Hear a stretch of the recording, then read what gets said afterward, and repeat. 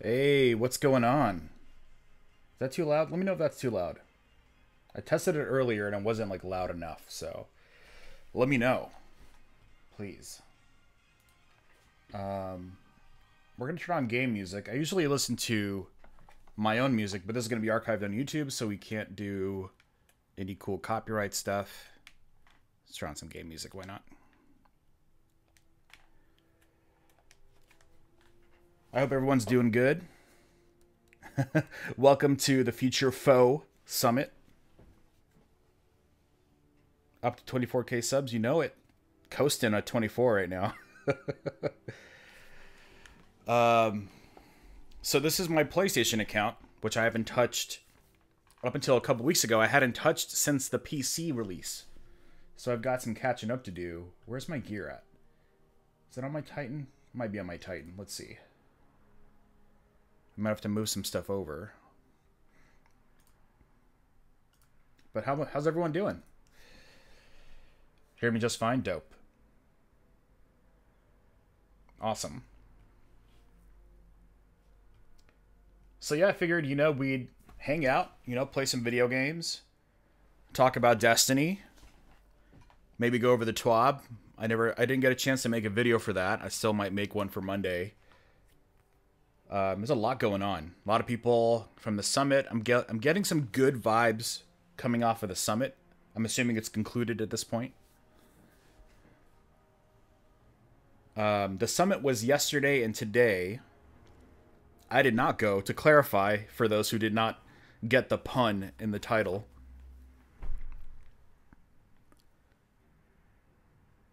But I've been good. I've been good, Silver Willow. Just worked all day, had a busy day at work. But I've got my coffee next to me and I'm ready to go. What changes do you want the most? Oh, man. Do I have to pick just one? The most. I want a lot more gear. Like, just tons of weapons. So much more gear. He was apologizing for Bungie too hard? I mean, they're trying, I guess. But, yeah, I mean, I haven't seen that video either. I haven't seen anything today. I couldn't really pull away from work to do anything else. You think so, Andrew? Was he because he went, right? It's hard to be in that environment, I think, and not be a little nicer than you normally probably would. You miss the old streams? Ink, I might be doing more of them coming up pretty soon. I had a couple months where I had to take care of some life stuff, moved to a new place, got a new job. But I really do want to do more streams. It's just I work in the morning now, so if I do streams, it'll be at night. Promised us a loot haul? I hope so.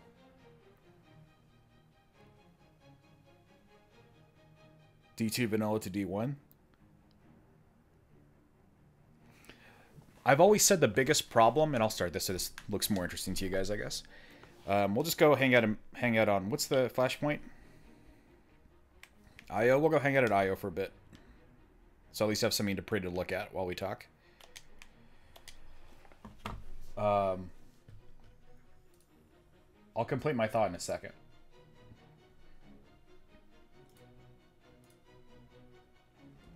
Does anyone else's loadouts keep resetting on dim? It's so frustrating.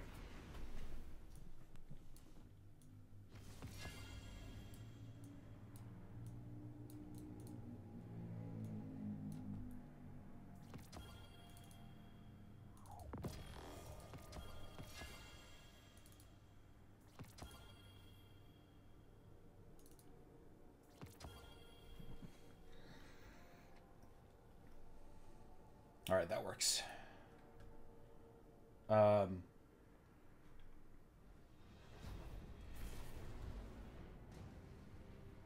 See if I can pop this out. Pop out my chat window so I can see you guys talking.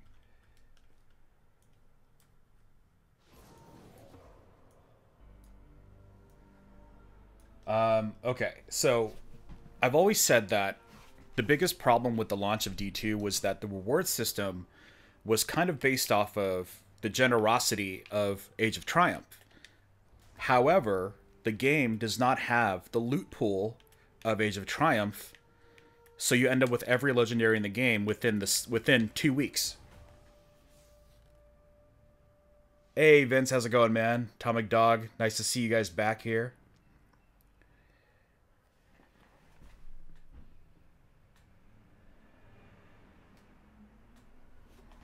You sound busy, Atomic Dog. That sounds like an intense project.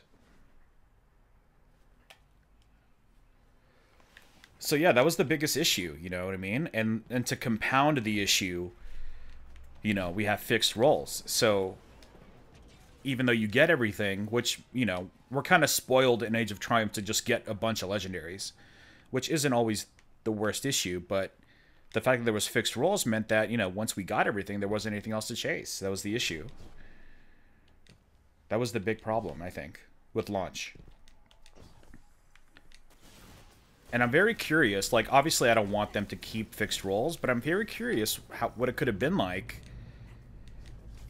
How fixed roles would have been received if they had, let's say, 4 times the number of guns in the game. And if they were a little less generous with legendaries. I'm very curious to see how, like, where we'd be now in relation to where we are in this universe, or whatever.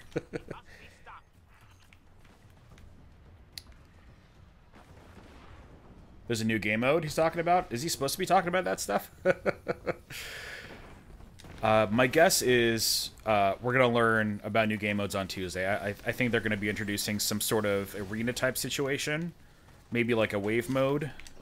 A true horde mode, maybe. That'd be pretty cool. I'm down for that.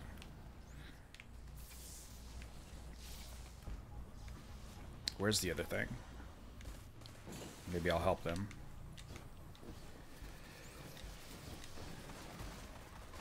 I'll help them, and then I'll probably just, like, not really play, because I want to talk to you guys more than play.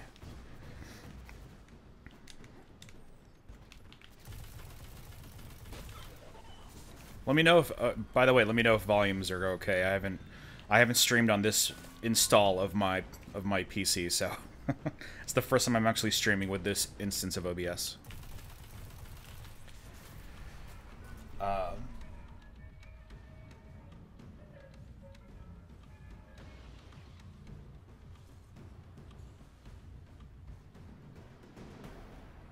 Random rolls all the way?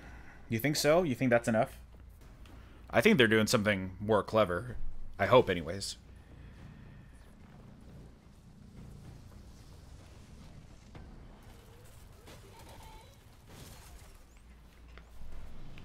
Yeah, I decided to get back into PlayStation because it's really hard to find people to play with on PC. Like, annoyingly so. So I want to have the freedom to pick my platform in season, like, as soon as the DLC drops. Can I have some power ammo?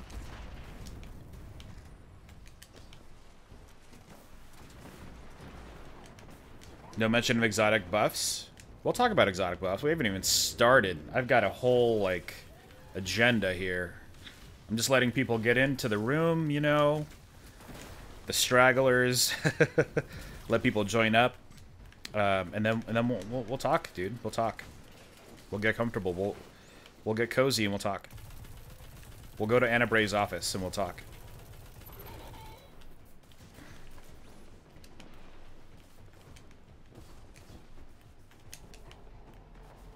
Back on PS4? I have to be, man. It's out of necessity.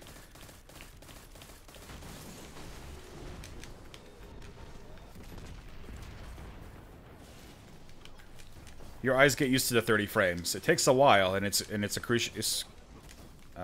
really difficult. Excruciating, that's the word I was looking for. But eventually your eyes will adapt back to 30 frames. But it is very hard.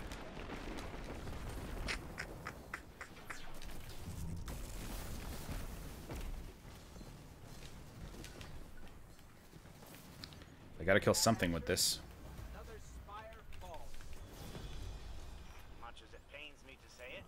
What is that? I still have point on this character. Oh yeah, I rebuilt this hunter. So he's got nothing. I rebuilt my hunter, and yes, that means I went through the campaign again. So I've gone through the campaign 7 times now? Jesus. Let's just go to the tower and chill. So again, for those of you coming in just now, welcome to our community summit. Special YouTube live stream. I don't usually, or ever, this is actually my first YouTube live stream. Usually on Twitch. Took a couple month break, but I think I'm going to be coming back pretty soon with some evening streams. So hopefully that sounds like something you guys are into. It'll probably be on Twitch though.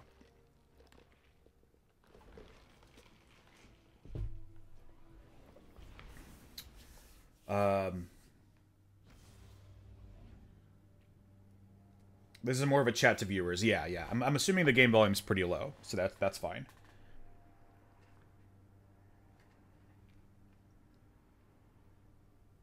Dude, enjoy God of War.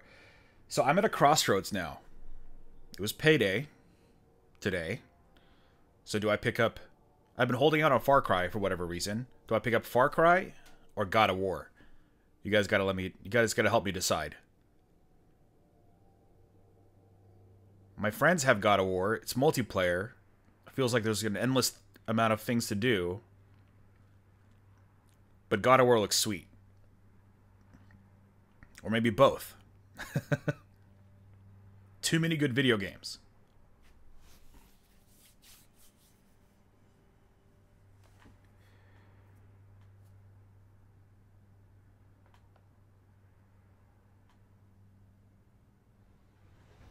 Before you leave? Yeah, you gotta tell me. I need that edumacation. Oh, power level in PvP? Absolutely, 100%. It still baffles me as to why it didn't come back. And especially once they make the power grind like they have, which we'll talk about, especially since they've made that harder to achieve, that's where it'll matter.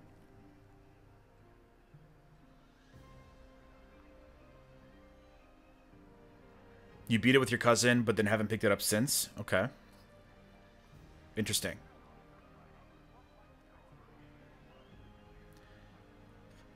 Well, maybe I'll pick up Far Cry 5 first, since I feel like God of War can wait, probably.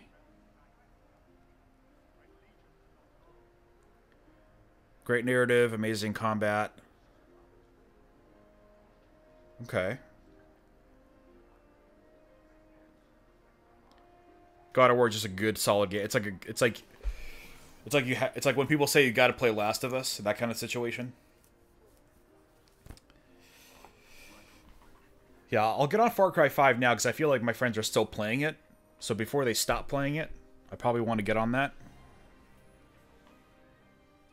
Cool. Well, thanks for the tip.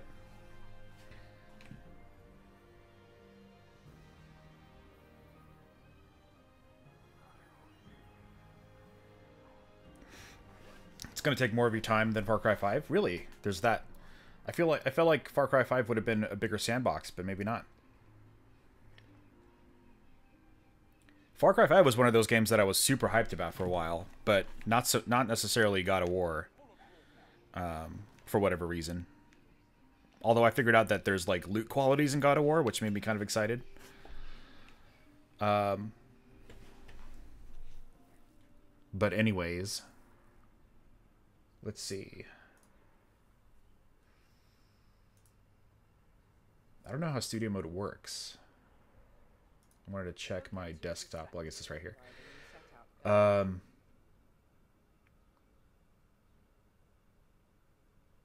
So let's go over the where do you guys want to start? Do you want to go over the TWAB first? That's probably productive, right?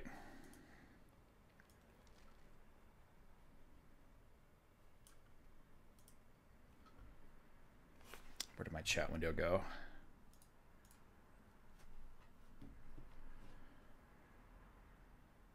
Add power level in PvP? I agree. It's so silly that it's not there. It's maddening that it's not there. I think I'm going to just look at chat on my phone. That'll probably be the easiest thing. Let it load, I guess.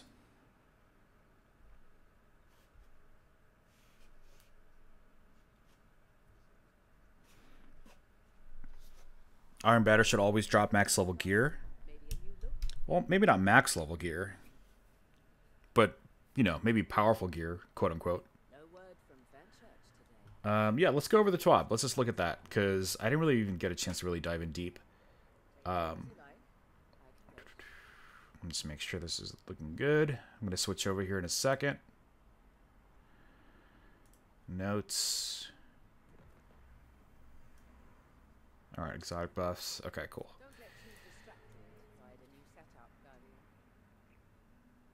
Alright. It's full screen mode. Do that.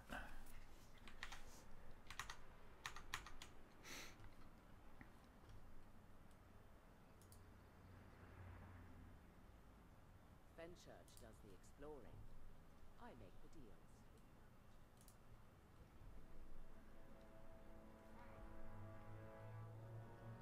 Right.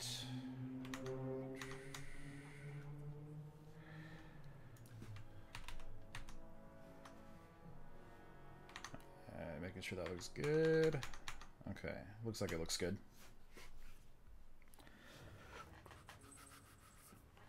All right, so this was cool. Graviton Lance, right? Pretty impressive stuff. It's pretty cool looking, huh? Exotics are finally exotic. And the Sunshot apparently is going to also get buffed in a similar fashion. Let's see.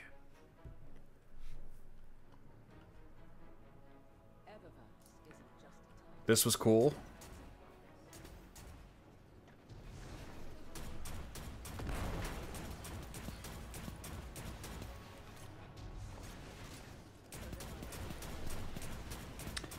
Yeah, that's insane.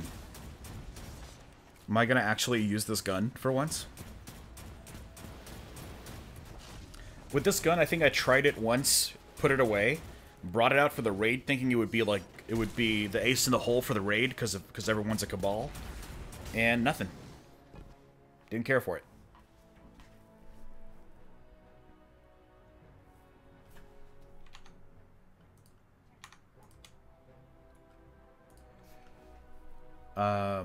The Rat King looks crazy, though.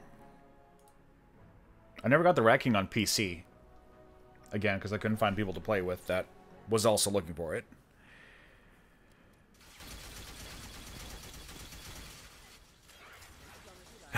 Can't figure out how to run and reload at the same time.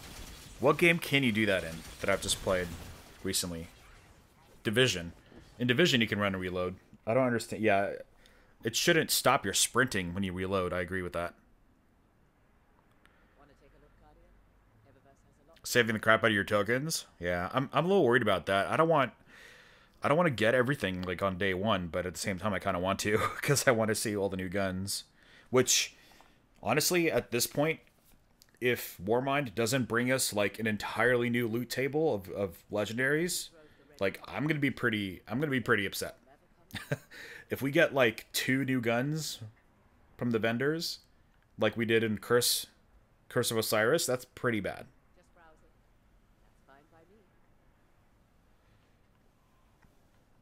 I'm gonna be pretty upset at that.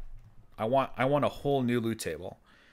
We got a whole new loot table for Dark Below, and we got an entirely new loot table for House of Wolves. I don't care if they were reskins. They were re-rolls, so the stats were different. They behaved completely different. They were different archetypes. So they were, in my eyes, they were brand new weapons. All the factions, all of the tower vendors, everybody. And those were like months apart. We've gotten, what, like 12 whole new guns since launch?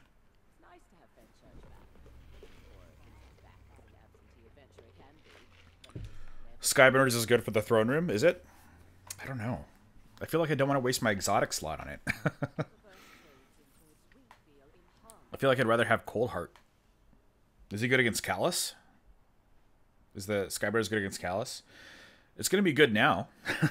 After May, going back in. That thing's going to own. I want to know how quickly it'll take out a Bather. With the new, like, from the hip mode. Save your tokens. I have a ton of, like, my inventory is insane. What do I have? Well, I guess I don't have a lot of tokens. Because I'm power grinding right now. But, oh, you know what? Well, I have legendary shards, I think. I have a ton of legendary shards, 650. I have like 300 raid tokens on PC.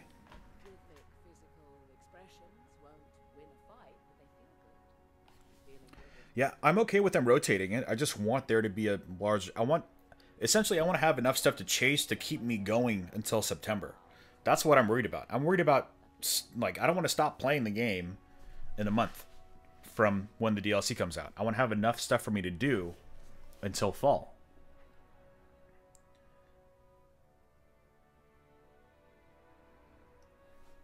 Know what I'm saying? So then I opened the crate. Needless to say, I sent the whole shipment back to Fenchurch. Ooh. We need some more exotic quests. Fenchurch does the exploring.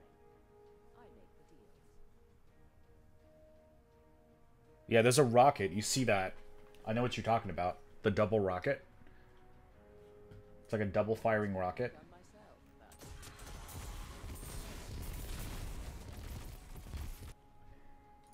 So, they're saying it's like this guy right here, right?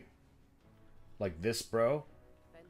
He's got like, it looks like a Haka. It doesn't look like anything special. It looks like a Haka rocket launcher. And then, where is it? Right there. Can you do slow motion on YouTube? I don't even know. Yeah. Right there. Let's do that again. In slow motion. Sounds so awful. We don't need to hear it, I guess. So, you'll see here on the right side of the screen, we got 2 rockets coming from stage right, back to back. So what could that be? My guess is that it's this guy. I mean, it could be a fire team of 3 and it's some other guy. But since he has a rocket launcher on his back, I feel like it's this rocket launcher. But this looks like a simple Haka. And looks like he maybe goes back out of frame behind you and to the other side. And then he comes back and launches 2 rockets in a row. Or it could be 2 different people launching at the same time. It's hard to tell. You'll see it here in a second. Boom, boom. 2 rockets. It doesn't kill anything, I think. Yeah. I don't think it helps. Like the Graviton Lance did the work. But he shot 2 rockets and it went to like there-ish, like in the background.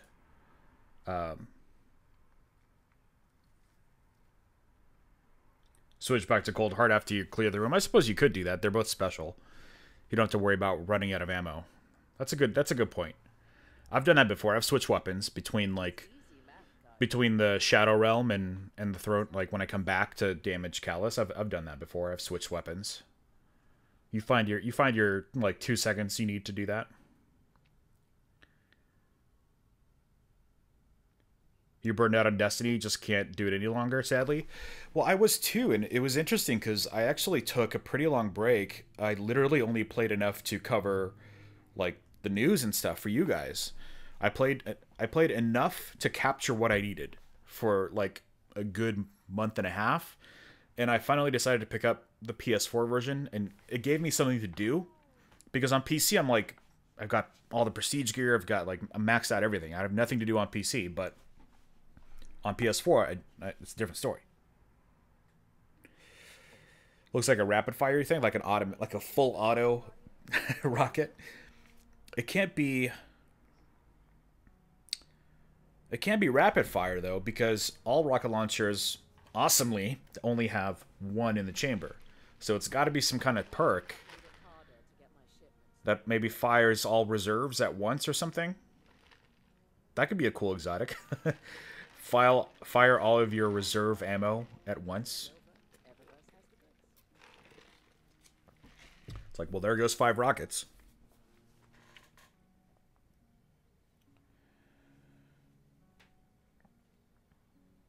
Yeah. So I'm excited for these, you know. I'm excited for these buffs. This is just crazy to me. Like, that thing is such a fast firing. That's faster than the Suros, isn't it? See, that's worthy of your exotic slot. You know what I'm saying? Take as long as you like. I can wait. We drove the Red Legion out. We'll do the same to... Yeah, it's just a Haka. That's why I'm like, I don't think...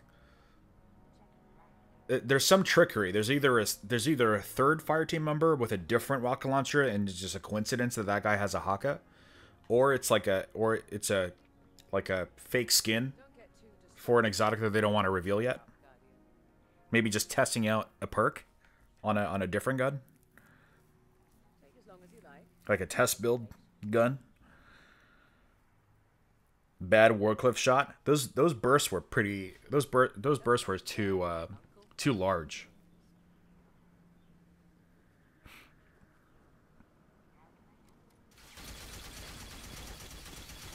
Oh yeah, you're right. We could. There isn't. I don't want to see that. We got to confirm this, guys. We got to get onto the radar here. Okay, so we see one fire team member. Oh wait, hold on. Oh, that's you, huh? You're the arrow. Are you the arrow? No.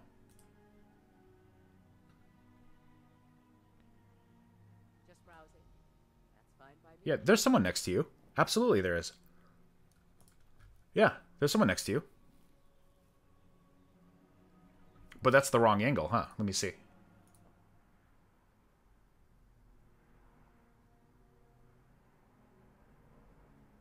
The Red Legion have made it harder to get my shipments through. Is that too far away? That's the guy. Yeah, that's next to you. There's absolutely a third person. Never mind. It's not the guy with the Haka. You heard it here first. The Ikora quest's more desirable to play. Do you mean the world quest or the adventures? Because those are two different things. I am thoroughly convinced that the IO world quest is a last-minute rework for an exotic that they were not ready to release. Like, why is that not for the Black Spindle? Why is the IO quest... It's so perfectly set up to be for the Black Spindle. How is it not? So I think they had to rework it and rewrite it a little bit. And then they gave you a legendary, a Man of War. No one cares about the freaking Man of War. I think I dismantled mine like the same day.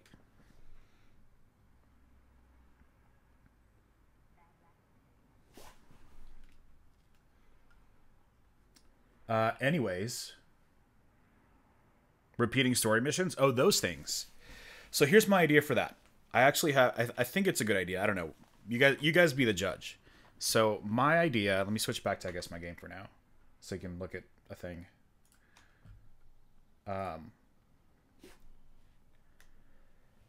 So my idea for. Let's look up at the Traveler for Ikora. Let's go to her actually. Let's give you a live preview of that. So my idea is for you to have, for you to go to her and you can pick every single story mission. Like, it's all there. It's listed like it is in Halo. It's just a list of campaign missions. You know, it's the Red War. You just pick the one you want to play and you can play through it. You've got a few difficulties. You've got normal, which is the same exact difficulty that you started with, right? So she's here, And then maybe it's just a list, or maybe there's squares, I don't know. But you can pick it, you pick the difficulty, or maybe it's from orbit, I don't know. Whatever the interface is, doesn't matter. And then you can pick a hard mode, which is like a heroic mode, which is at the max power for that release. So for instance here, it would be like what was Nightfall for launch? Was it like 240? So it would be like a 240. So that would be like heroic. You go play it at 240. Maybe there's modifiers. That would be pretty cool. That would be really replayable. Have like maybe 1 or 2 modifiers. But then, you guys, there is a weekly Nightfall story mission where you can load in, and you gotta have people with you, and it's like one of the most difficult things in the game. It's max power. It is the current max power, and you get some dope rewards from it. And that's where they can weave in exotic quests. So you got to get in there. You got to get in there during the Nightfall week for that story mission, and then you can find the alternative path. Like the 1AU secret room. Actually, we'll have something. Because one of my fondest memories from playing Halo is getting with my bud, going on Legendary difficulty, and playing through like our favorite campaign mission, which was like the winter mission in Halo 1. We played through that so many times. It was such a dope mission. That's my idea. Replayable. You see the full list. You can change the difficulty like you could in Destiny 1. You know, normal or heroic. Like the Accurate Strike. Exactly like the Accurate Strike. And then, so you have the full access to the full campaign, the full Red War campaign, the full Curse of Osiris campaign. But then once a week, it'll change, and one of the story missions will be a Nightfall story mission. And so it's got Extinguish, you know, you got you can even have your challenge card, whatever, and that would add another layer. That would give you one more cool thing to do that week. Be like, you did the Nightfall Strike? Good for you. I just soloed the Nightfall story mission 1AU, which is like insanely difficult. The sun hits you like for 75% more damage. That's my idea to make it replayable. To answer your question.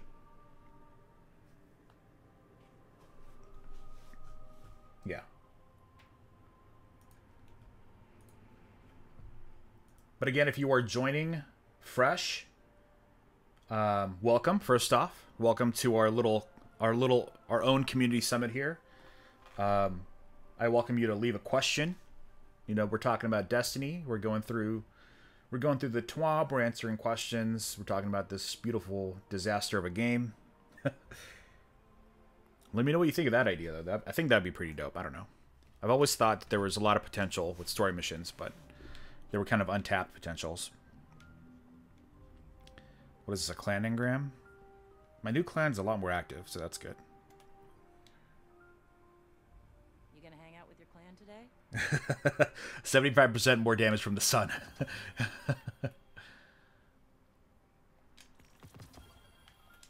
This is way too generous, too. The clan engrams are, yeah. King Athalion had a really good idea for clan engrams. Have clan engrams just have their own loot table, and you get one thing from that loot table. Oh, shit. What am I doing? I'm power climbing. I shouldn't be deleting things willy-nilly. Is that an upgrade? No. No upgrade there. I probably deleted an upgrade for the weapon, though. What's my max light right now? I don't even know. Let's see. 2, 27. I think that's it. Have a 335 rocket. That feels pretty good. That won't help anybody. I think that's it. Yeah, 330. Not bad. 330 for 3 weeks of work. Not too bad. Clan is just a family you choose to join. Do you think shaders should return to how they were in Destiny 1? Because the shader system is terrible that we have now? Kind of, yeah. Playing devil's advocate. I get why the shader system is the way that it is. It's one more cool thing they can throw into Eververse. And, you know, think of what you will for Eververse, but if done right, Eververse is really cool. And this is a controversial opinion, and I'll say it again, and I don't care because it's what I feel. If Destiny 2, I feel like if Destiny 2 released all of their DLC, like legit DLC, like Warmind, right? Even Curse of Osiris, fine. Like, but I'm talking like even like the Taken King expansion, Taken Queen, whatever it's going to be this fall. If all of that was free, I would be so happy to pay for cosmetics. I would be thrilled because all I've paid up front is $60, and then I know I've got like 2 to 3 years of entertainment. I'll be more than happy to buy some silver. You kidding me? That's what I do with Overwatch. You guys know how much money I've spent on Overwatch since I bought it? I owned it on PS4 and PC, so I've bought the game twice. And I've probably paid over $300 on loot boxes. Because I feel like I get such a value out of that game that it's worth my money.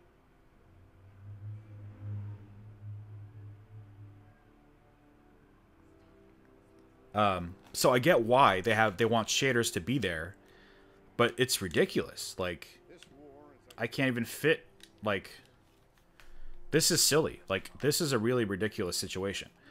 What I would like is, like, instead of an inventory of shaders, maybe make me pay something to apply it. You know, maybe like a specific item that you can stack. Like a shader token or something. A shader ticket or a shader, or like, you know, glue.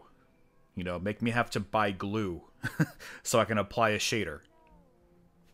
And then let me unlock them, but then like this is what is this? Everything that is legendary? Yeah. So these are my legendary shaders. And then we got the vault full of all the bullshit. Excuse my language. Look at this. 211, 198, 172. This is what's ridiculous about it. Yeah, exactly. Free DLC, I'll be more than happy to buy your in-game currency.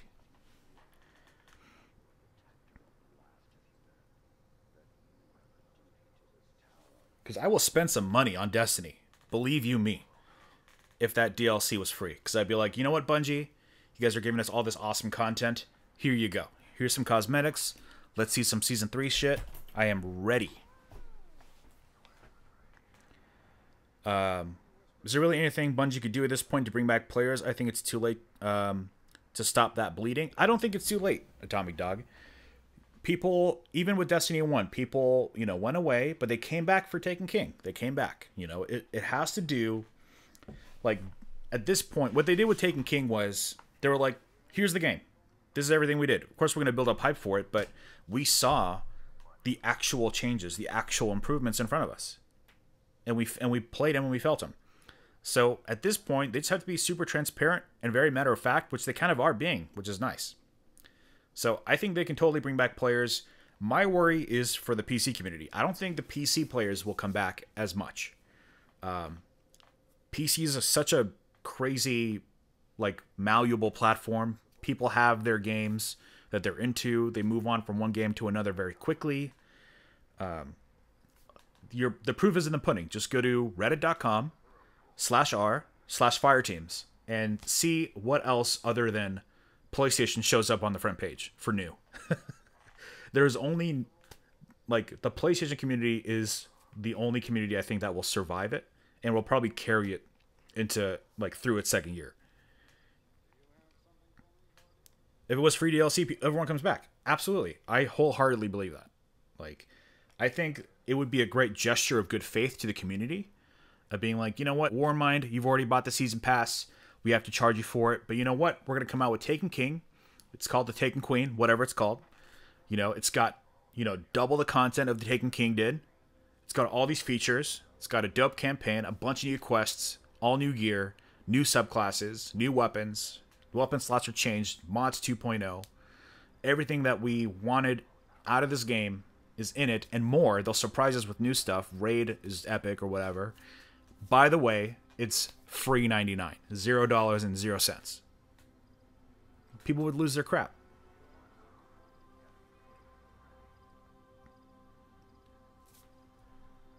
people would lose it. Absolutely. Who brought up, I forget who it was, but they brought up like a good idea of like another cosmetic they could add is kind of like bring back chroma in a weird way to weapons, where like your weapons like shoot, like make funny noises when they shoot, or like embrace a little bit more of the silliness. You know what I mean? Just embrace that silliness a little bit. Have like some cool new cosmetic that you could add to weapons, and then that way you could have that go through Eververse instead of shaders. Because shaders, I feel like, isn't a super cosmetic thing, even though it is cosmetic, but I feel like it's really what gives you an identity. It gives your player an identity, so I feel like shaders are kind of sacred in that sense.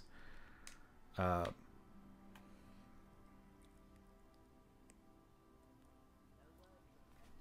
me see, what else did I miss here? Let's see, what do we got? So yeah, I think people will come back. It's up to them. It's they're facing an uphill battle. You know, they're climbing a cliff while it's raining. You know, and they're already injured. So it's, you know, it's not going to be easy. Clan Engrams, they have their own loot pool. Wait, hold on. More story in the game, please. Record books back. Oh my god, record books. Record books need to absolutely come back. There was a screenshot, by the way, that showed a progress tab up here from the reveal event that was removed. My guess, I think I'm reading too much into it. I think it was just a I think the milestones page was in this menu and they moved it to the director. So that's probably what the progress tab was. But you know, the thing is, the roadmap says records. It doesn't say record book. So I'm a little apprehensive on what that means. Do I have the image I can pull up here? Let me see. Let's look at the roadmap if I can find it. Is this it? No. Here we go. Let's pull this up for a sec.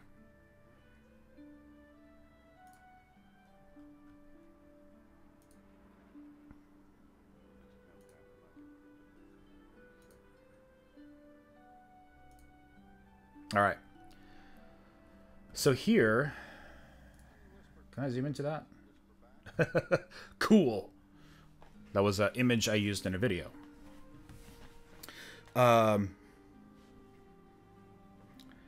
So this says records for September. What could that mean?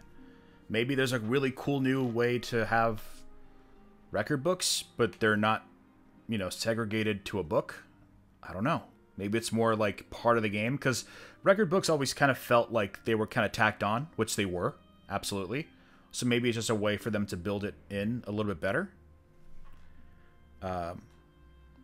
Maybe. Got it. It's hard. I used to have 3 monitors. Now I have 2 because one of them broke. So I have to make sure that my preview's working okay. So yeah, records will be interesting. I don't know what that could be though. But yeah, I agree with like collectibles and more story. Like we need more of that for sure. Like Dead Ghosts were an excellent way to learn a little bit more. But if they brought that back, like imagine an in-game codex where you could find a dead ghost and then you could immediately read the lore. What a concept. But yeah, for the loot engrams, they would have their own loot table. But the loot pool is made up of gear and weapons that your clan creates from select, let's say, 10 perks and stats. That's interesting. That's not a bad idea. It would really depend on what the what mods 2.0 is though, and you know, because we know, you know, weapon slots and mods 2.0 are all kind of like, and weapon randomization, they're all kind of linked together. So we'll have to wait and see what that looks like first, but that could be cool. Let's see.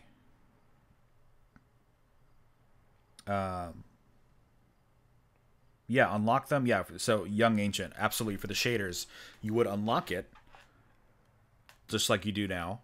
You know, if Tess is selling it, I guess Tess wouldn't, it would just have to be removed from Eververse at that point.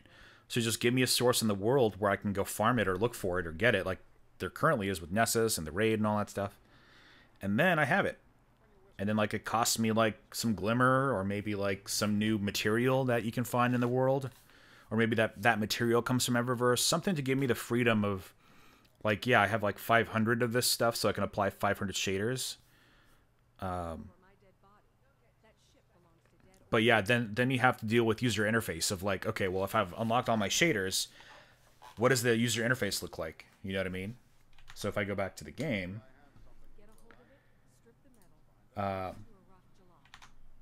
if I go back to the game here, and I'm like, is my stream working?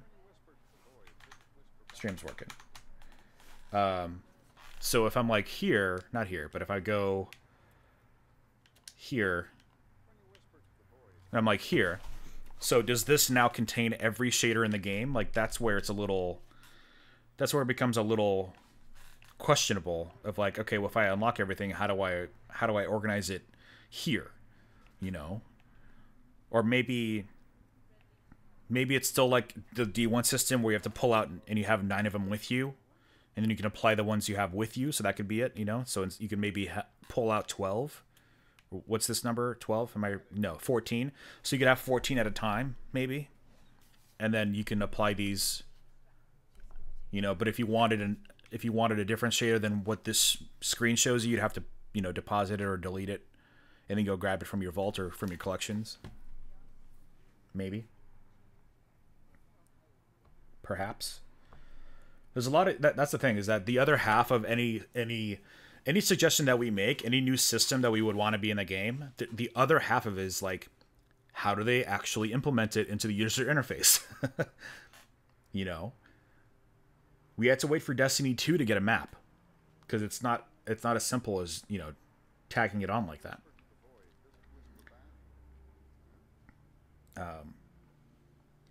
At the end, Destiny 1 had quota Oryx. Sorry, I'm a little behind on chat. It's not that bad of a delay, so I'm just trying to get through everyone's questions and whatnot. Am I still online? Are we good? Why is my YouTube being weird? Hold on. Yeah, we're online, right?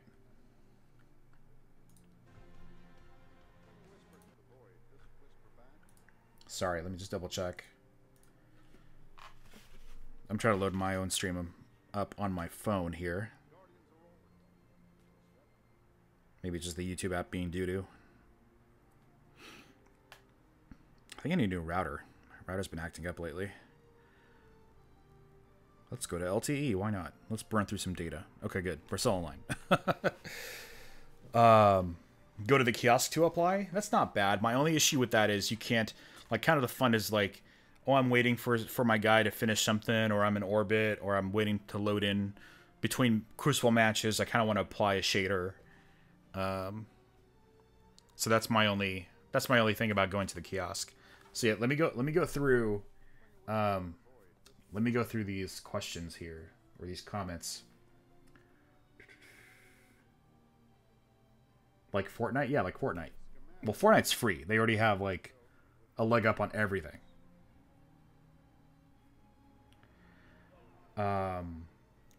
What's up, Science C? How's it going, man? I feel you. But, you know, Tuesday is the day. Tuesday is the day where we will see if they can bring people back. For now. And then even more so in the fall. But it's an uphill battle. Pay to win. Yeah, pay to win is lame. I never like pay to win. Activision, I don't know how much I can say, but Activision is not about pay to win.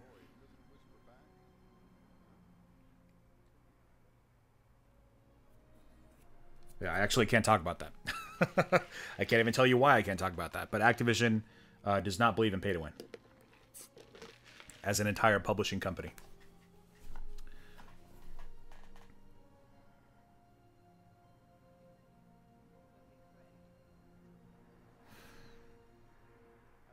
Free and big DLC, yeah. See, we need like more regular DLC. They need to be free.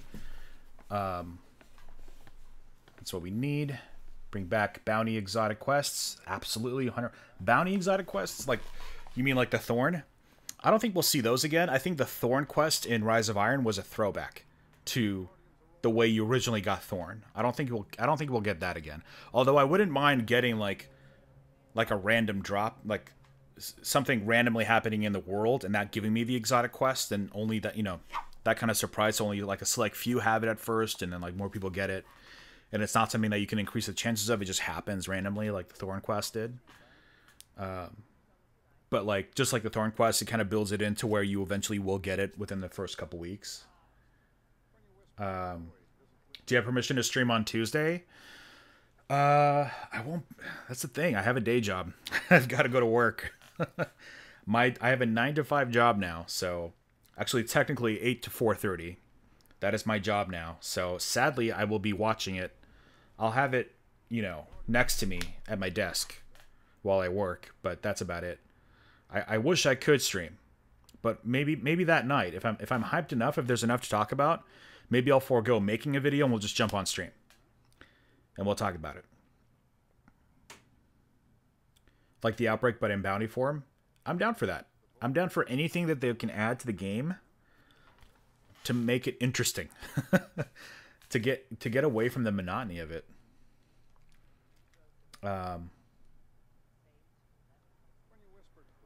What's your answer to that, Vincent?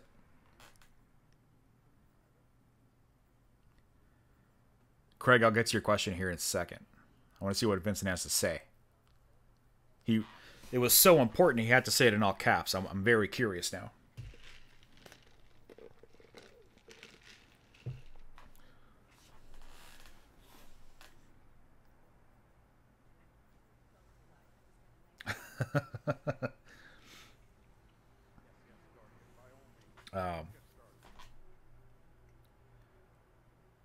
In the director, give us an option to watch Infinity War. That would work. That would absolutely work. Give us an option in-game to watch Marvel's Infinity War.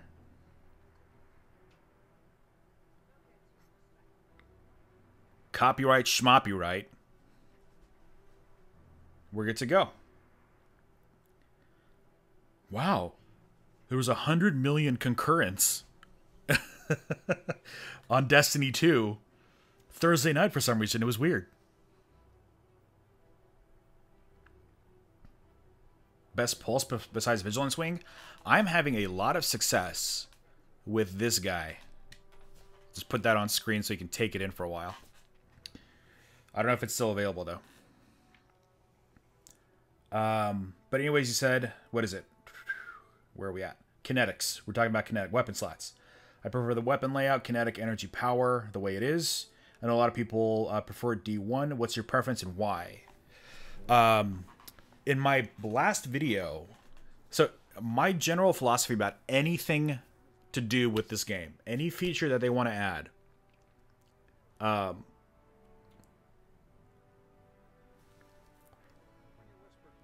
I'm in Briar Rabbit's clan and you totally sound and talk like the founder, Mr. Goodbites. Kind of tech, intricate view on games. Thank you. I'll take that as a compliment. I'm not familiar with that, but thank you. Anything to do with this game is that it's a crying shame that this game is going through what it is because it's not able to move the franchise forward. Like my ideal Destiny 2 would be adding on top of things. So like a really obvious example is like ship flight and ship battles. Like give me something new, Like you have your foundation, evolve it. Like give me things like stack on top of it, But they didn't. They kind of hit the reset button. And it didn't go so well. So, to me, what was your original question? I already forgot. Oh yeah, weapon slots. So to me, I don't think it's enough to revert back to Destiny 1 because that's old hat. We've been there, and that isn't perfect. Up until Age of Triumph, they were balancing special weapons in Crucible. Do you get ammo at the beginning? Do you get ammo later? Can you pick up ammo from people who dropped it? Can you not do that? Do you start with 2 bullets and then you get to get more? Do you have to wait 30 seconds to get bullet? Like it was so crazy. Like the amount of, if I had a dime for every time they changed Crucible special ammo, I would have a Snickers bar.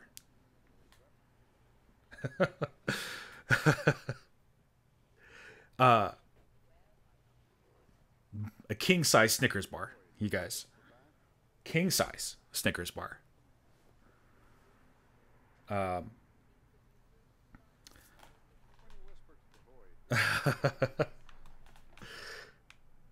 they got those Activision lawyers to fight off the copyright lawyers from Disney, but I don't know. That Disney money can go a long way. So I'd be worried about it. Ship storage, like being like, why can't me go into orbit mean my ability to walk around my ship and look at trophies that are on my table, look at, like, read the codex of my grimoire cards, like, you know, outfit myself in some special way that I can't any other way. Like maybe that's where I apply my shaders. You know what I mean? So like I want to see evolutions to this game. So for me, it's not enough to do that. They've got to change it up, and I think they are. So the rumor right now is that they're adding a 4th weapon slot, which I don't know if I want a 4th weapon slot because I don't know what that would be like control-wise. On PC it wouldn't matter because you just hit 4, but for console, which is where it matters first, because this game is absolutely first a console game, what button do you push? You know what I mean? Do you have to like hold triangle and then like double tap it or something like that real quick? Like Division, what is Division? Double tap? So maybe you double tap triangle, but I like being able to switch weapons real quick, and that kind of throws off that cadence a little bit. So I would say, yeah, like Warframe. But Warframe also didn't have like a social space, correct? At the beginning, like that was your social space, was your ship. So it's a little different. But I didn't play enough of Warframe to know.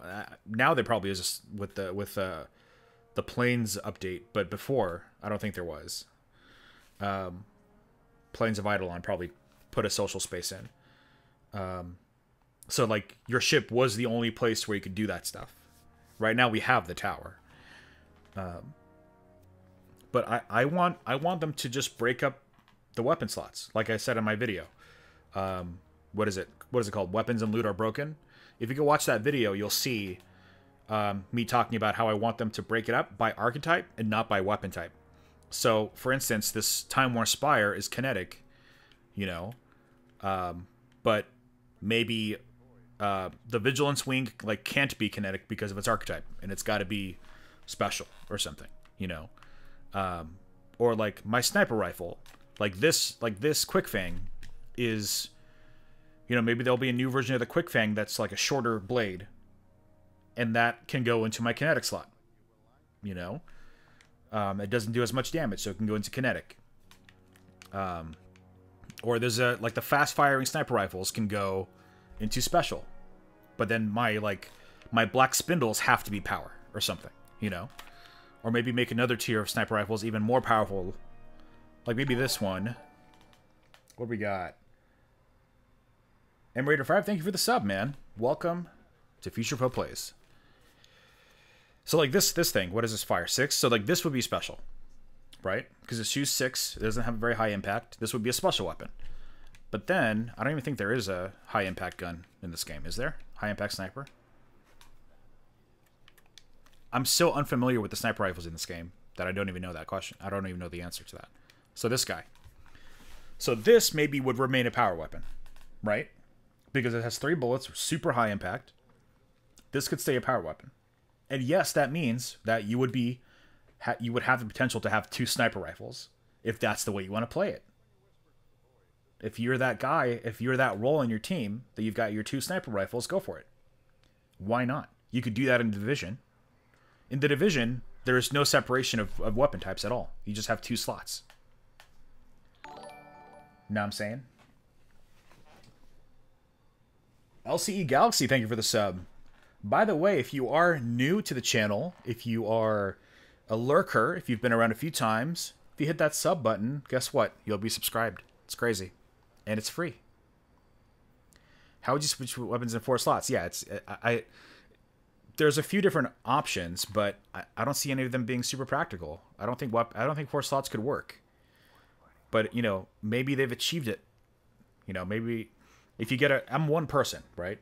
We're all just a bunch of randos out there. If there's a team of like 12 people that are game designers, I'm sure they'll come up with an idea. Or maybe it's a cycle system now, maybe, like in Halo. Maybe just cycle between weapons instead of holding down triangle. And maybe that's okay. Maybe we'll get used to cycling through weapons.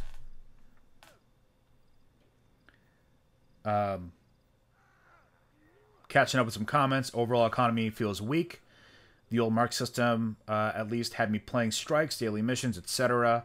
Because you had things that you wanted to buy. Exactly. The economy's not the problem, I don't think. The only reason the economy is where it is because you don't feel like you have anything to spend your money on, which is a lack of interesting gear. I think that's the core issue right now. There's nothing that you want to pursue. The last thing you wanted to pursue were forged weapons.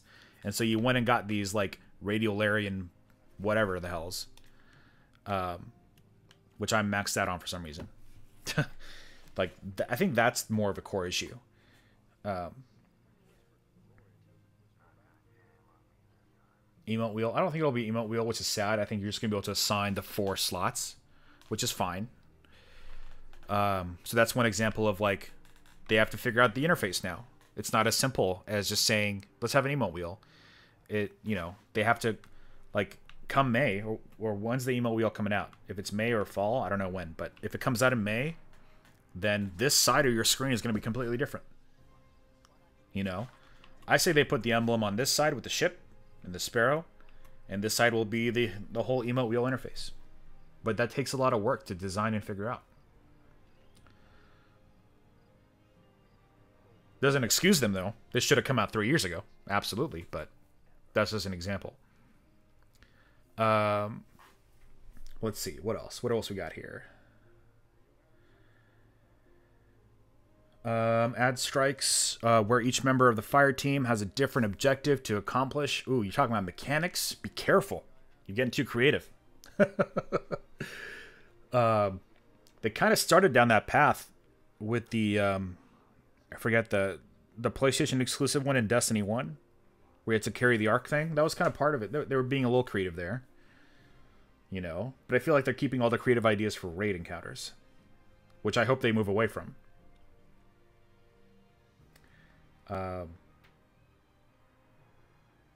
Bungie's gotta let go of PvP and separate from PvE. They won't do that ever. I don't see them ever doing it. Their vision is to have you have the exact same experience regardless of the activity. They won't ever move away from that. I don't see them doing that. I would like it. Yeah, it would make things easier. But I don't see them doing it. What else we got here? Thanks for hanging out, by the way, you guys. Thanks for coming out to our little community stream. While the lucky 40 are super happy about, hopefully, I don't know. Maybe they're happy, maybe they're sad. We don't know. We'll find out in waves. King Gathalion said that he can reveal some stuff on Tuesday, which makes sense because that's when the stream is. He's going to talk about his thoughts on the DLC. He said then in early June is when he can talk about more stuff. So that sounds to me like there's going to be an E3 reveal, which makes sense. So we'll be talking about that. And then there's also stuff that is in the future beyond that. I just hopped in. What's your thought on of Masterworks? I think Masterworks needs not a rework, but it needs to be massively upgraded for it to be interesting. So I hope that they take that into consideration, because currently this is not enough for me for it to just generate orbs and to count my shots, reload speed buff. Okay. But we need to see more interesting things here for it to matter. I hope that works into mods 2.0 and the reworking of weapon perks. That should all go hand in hand. My thought was, if you could roll into each of your, actually let's cue that in. Let's cue that in. What's your thought of Darkness before Pulse Rifle? What?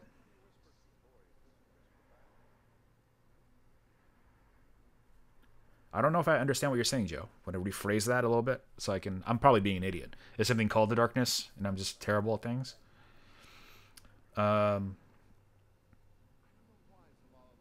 Bring back Strike and Story and the director for easy access. Absolutely. I agree with that. I'll get to what I want to talk about here in a second. Just want to make sure I'm not... If I missed your comment from earlier and you want me to address it, feel free to post it again. Because I am silly sometimes. Can I pull up an image here instead? Would that just be easier? Let's see. Scene 3, scene 4. Oh, now you guys are looking at blank screen. That's not fun. That won't work. Well, you can enjoy the black screen for a minute while I pull up this image. So it'll be worth it. Promise you. So I didn't have enough time to do something nice because, you know me, I like to do a lot of graphical fun stuff, but we're looking at this now. Whoops, that's huge.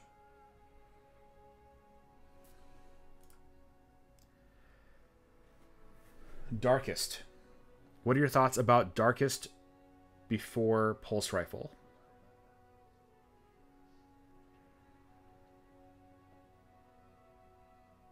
I think I'm being an idiot, Joe. You gotta help me out. Oh no, that's not the same person. Young Ancient said it's a weapon. The dark. Oh, okay.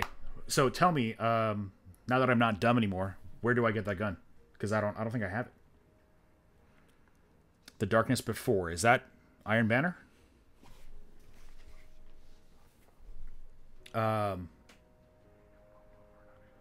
Thanks for letting me know in the Bungie stream. I almost forgot. Yeah, no problem. Trials weapon. Oh, so that would require me to have completed Trials of Osiris, you guys. And I am terrible at PvP. So that never happened for me. I have not used a single Trials weapon. That is why. I really wanted the Trials auto. That looked awesome. We will absolutely get a new subclass in September. You guys are seeing this, right? Yeah, okay. So this is my idea. A little more illustrated out for weapon perks. You essentially have this row of things. What are these things? Well, you have intrinsic, which never changes. And then you have everything else that does change. It drops with sights, magazines, stock. Depending on the foundry. Like, let's say your Vice that doesn't do sights. It would be ballistics. Let's say you're Suros. Maybe you only have magazine and stock and you have 2 traits. So it would change depending on the vendor. And then raid stuff would have like an extra trait, maybe a 5th circle there or something. But you hover over each one of these things and you pick what you want. And maybe it costs you like something, you gotta find it. Maybe you gotta go find that scope. If you want a iron sight, you gotta go find the actual iron sights and put it on. Or maybe it rolls into 3. So my original idea was that it rolls automatically into a choice of 3 things per slot. And if you wanted those 3 things to be different, guess what? You gotta roll it into Masterworks. Because Masterworks is your key to re-rolling your weapon.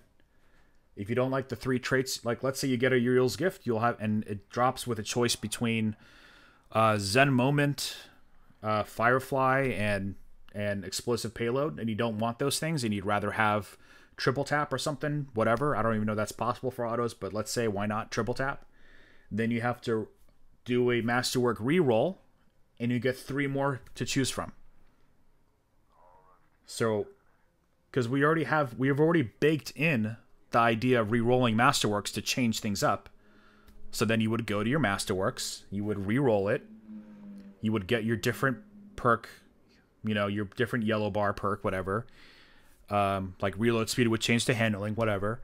And then you would get an entirely new set of sights, magazines, stock, trait. And it would automatically apply a set for you. And then if you wanted to change it, you can go change it, and those choices are going to be different now. So this is my answer to your question about Masterworks, is that I think it's dependent on what they do here. It matters what they do for weapon perks and randomization and mods 2.0. Like, this is mods 2.0 plus randomized perks plus Masterworks. Like, these are all 3 things into one new system that works, I think, would work really great. Because I want to go out and find, like, in my video I said you would have to find like an Ahamkara heart. Because you need 3 Ahamkara hearts to apply Firefly to a weapon. So then, you know, okay, you're like, okay, well, I gotta do, you know, I gotta grind through, you know, Arms Dealer, because he drops the Ahamkara heart at the end. And I gotta grind 3 of them out. And then I go ahead and apply it. So it's kind of like the Forge system, a little bit. And Xur's inventory. Like, that you can even work that into Xur's inventory. Like this week, he's selling Ahamkara hearts this week. Like, you would be excited to go to Xur, because he's selling 3 mods per week, or 3 like materials.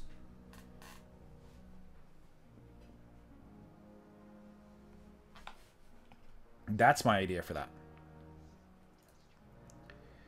That's blank again. That's my intro. There we go. We'll get there. Yeah. So that all goes hand in hand. So, Darkness Before. So yeah, I apologize for not understanding what you meant by Darkness Before, because I have not successfully completed a single match of Trials, because I am so good at video games. I am a PvE guy, through and through. I've been to the Lighthouse twice in Destiny 1, but that's it. If any of you ever want to carry me there, I will not turn you down.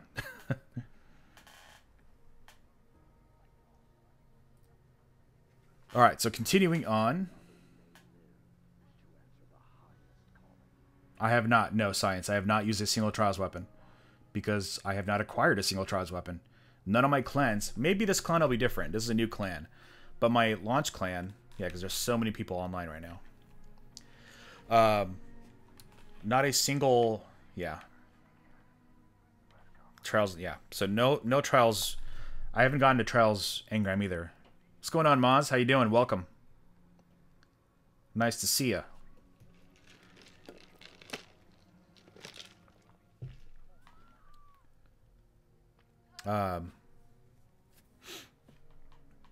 What was I reading? Where are we at? Subclasses. New subclasses in September. Yes. I think we'll see new subclasses in September. And I think we will see a rework. So on that note, let me show you something else.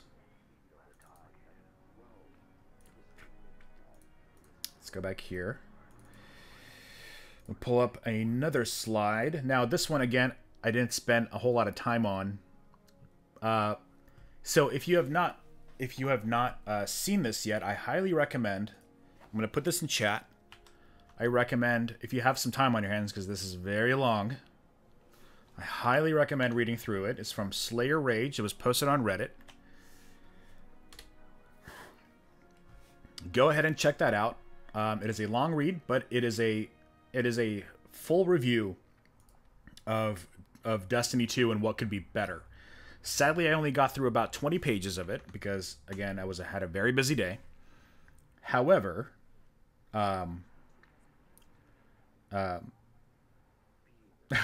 thank you, Angus. I appreciate that. But this was my idea for revamping the skill tree a little bit, you know. So Grenadier Jake, why am I saying Grenadier Jake? Slayer Rage talked about having a base and how the dodge isn't really a good class ability because it doesn't really contribute much. It's kind of lame already as it is.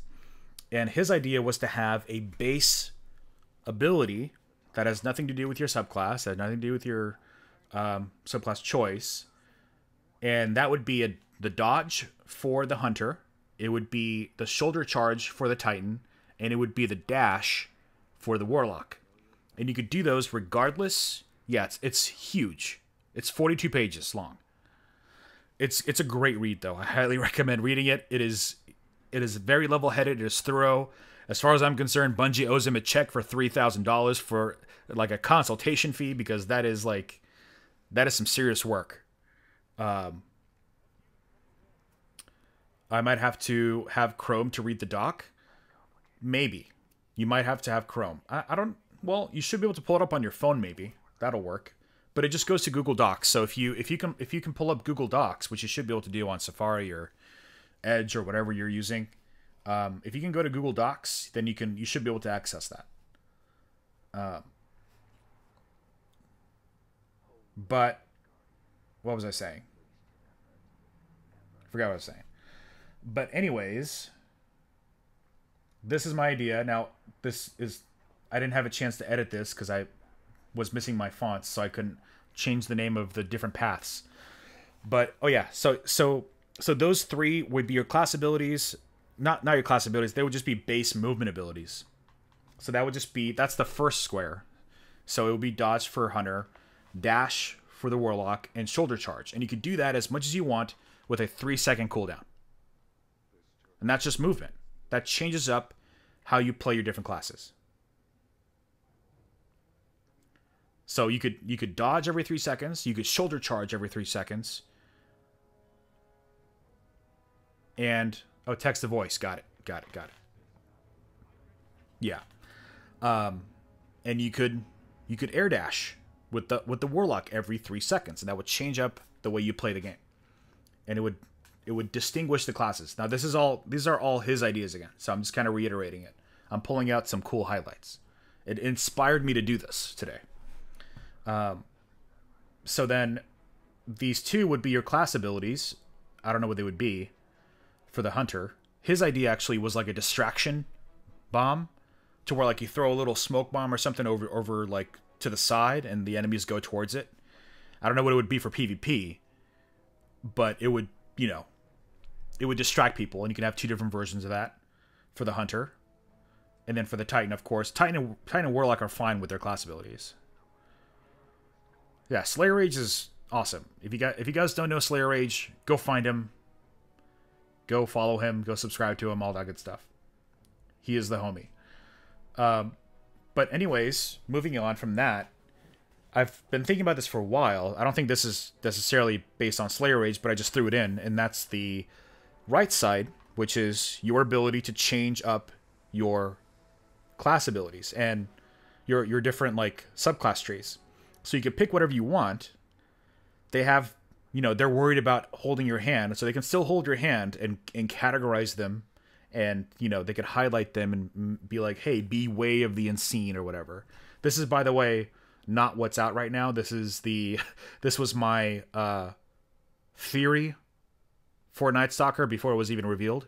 So that I'm just using the same file. So pay no attention to the actual words or symbols or anything. As you can see, my Night Stalker had blink at some point. So don't pay attention to that. But anyways, you would pick whatever you wanted. But if you wanted to have your hand held, then you would just choose a path. But you could still switch between the different perks. So that's my idea for that. And it doesn't really mess up their UI a whole lot. You still have plenty of space for character art.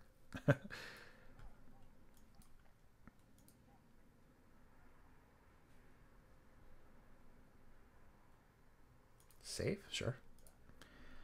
How we doing? We're still good? Still streaming okay? All right.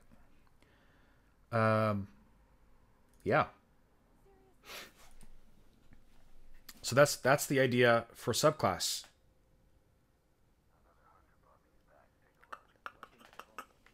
What do you guys think? This needs to happen. We want it, man. I hope. And this is what I'm hoping that the summit is about, It made me feel really good about when King Ithalian tweeted that he spent 7 hours talking to the devs and it wasn't about DLC 2. That made me feel real good. And I really hope that they had a real, sincere conversation. Everyone would have their own cool mobility thing, because the dodge, like he says this in his report, his got a bounce Atomic Dog. Thank you, man. Thanks for hanging out, bud. Yeah, this will be archived, by the way, for anyone who can't see it or watch it. So if you're watching this after the fact, thank you for watching. This will kind of substitute like the videos for the rest of this week, essentially, because of time. I'm still gonna try to do a summary of the TWAB and like highlight the exotic buffs and things like that, because I haven't talked about that yet. Haven't had a chance. A lot happened this week, so on during the weekend I might put something together for Monday. But thanks for stopping by, man. But yeah, because dodge right now, I mean, the only time I really enjoy dodging is with my hunter, with my arc strider, with the one path, and that's my gripe, is that I actually don't hate the clustering of these perks. I hate that it limits certain things. Like, these two perks work so well together, but I can't have it here, and I can't have it on my gunslinger. You know what I mean? Like, why can't there be something similar to the gunslinger? Like, maybe get a precision hit that'll reload my dodge or something? Like, I don't know.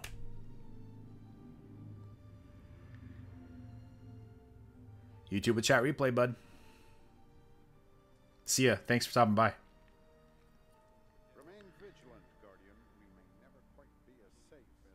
Said he went in skeptical, but thinks they're eliciting. I mean, I think this was kind of like... I don't think this is a stunt. This was kind of like them kind of almost throwing their hands up in the air and being like, is this good? Do you guys like this? Like, does this make you happy? You know?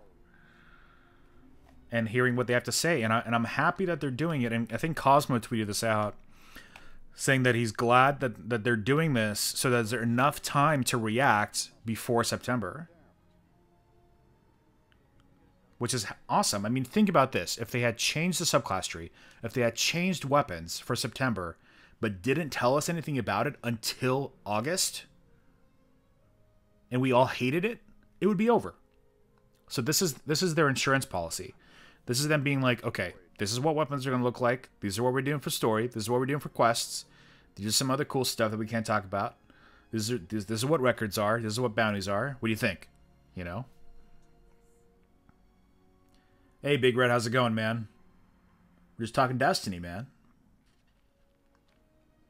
I hope you're doing well. I hope everybody coming into the stream right now is having a good time. Thank you all for hanging out. This is exactly what I needed after a long week of work. They need to rework subclasses, absolutely. Because I mean, this game is fun to play at times when you lock in. Like, when you lock into this combat flow and deadly reach, when you lock into combat flow, it feels so good. It feels so good. I was giddy during the beta with combat flow. I was having so much fun. Endless. I'm gonna do it right now, just to show you guys, in case anyone doesn't know, because I'm sure there's a couple people who don't know what I'm talking about. So let's go to Earth.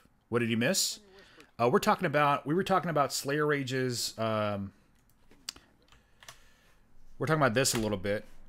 It's his 42-page dossier, as I like to call it.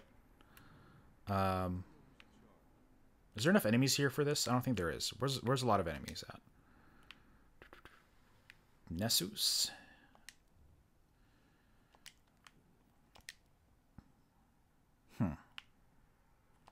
Yeah, let's just go to Earth, whatever.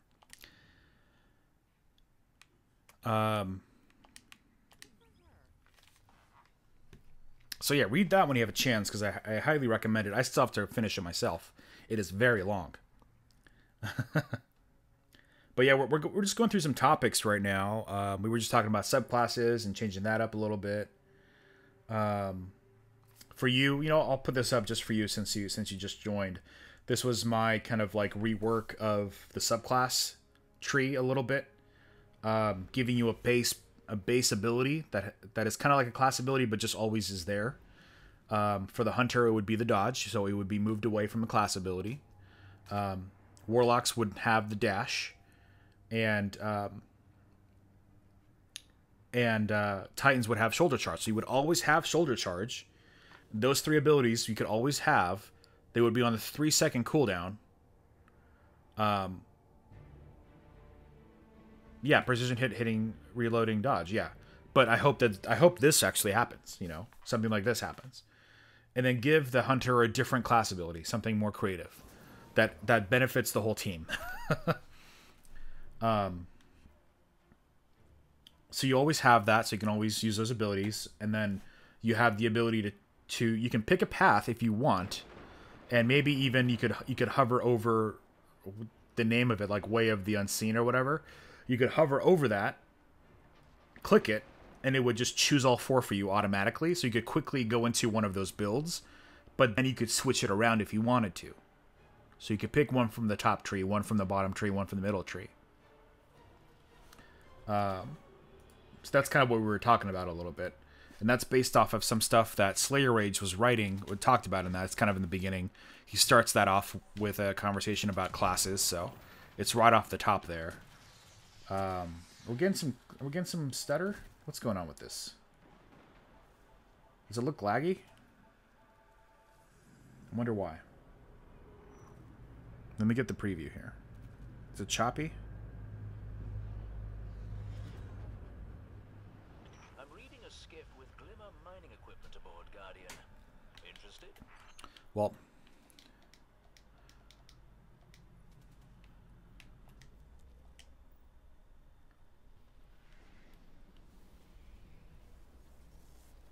I like that design. Did you happen to see the concept for a subclass on Reddit? I forgot who made it. I've seen a couple, but I don't see anyone similar to that. I think the only one I've seen is from Benjamin Randerman, the person who does some like he's designed some creative, some exotic pieces for me for like my exotic ideas. Let's see if I can start this combat flow. But to me, that just looked like it just looked like Destiny 1 like tree. Like, this is one of my favorite things in this freaking game to do, over and over again, is that's combat flow. Like, that's so much fun. It is so much fun. I'm sorry if the stream is... No, it's not too bad. Not too choppy.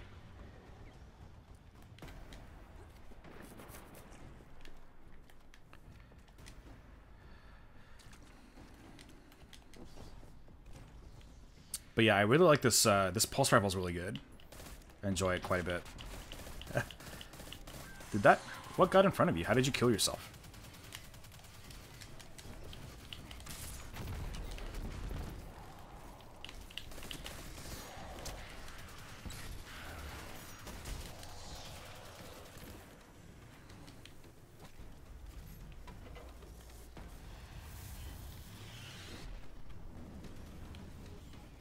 Yeah, I mean, oh yeah, like I don't deny that for sure. There was issues you could see a mile away, but it doesn't mean that combat flow wasn't fun. I wasn't giddy about the whole beta. I was giddy about combat flow specifically, because I was like, this is cool. This is really smart.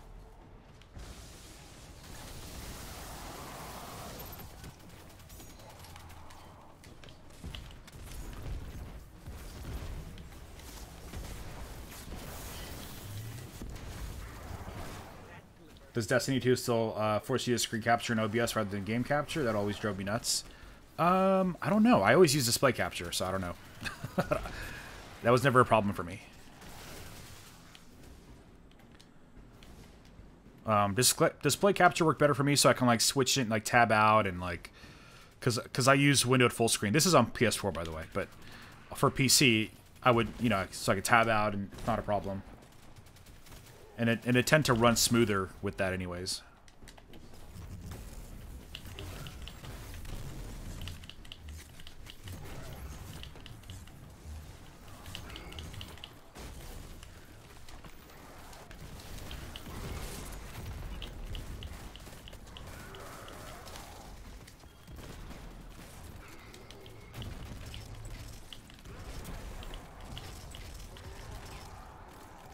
But yeah, Sunshine FTW all day.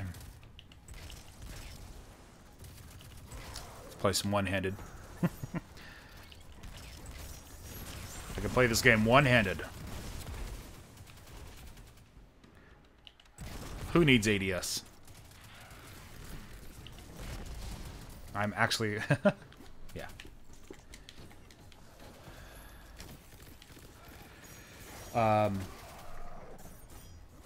Do you happen to talk about your ideas how to fix your weapon system? I'm not a big fan of the 4 weapon slot system. Do you have any suggestions? Ooh, yeah, I do.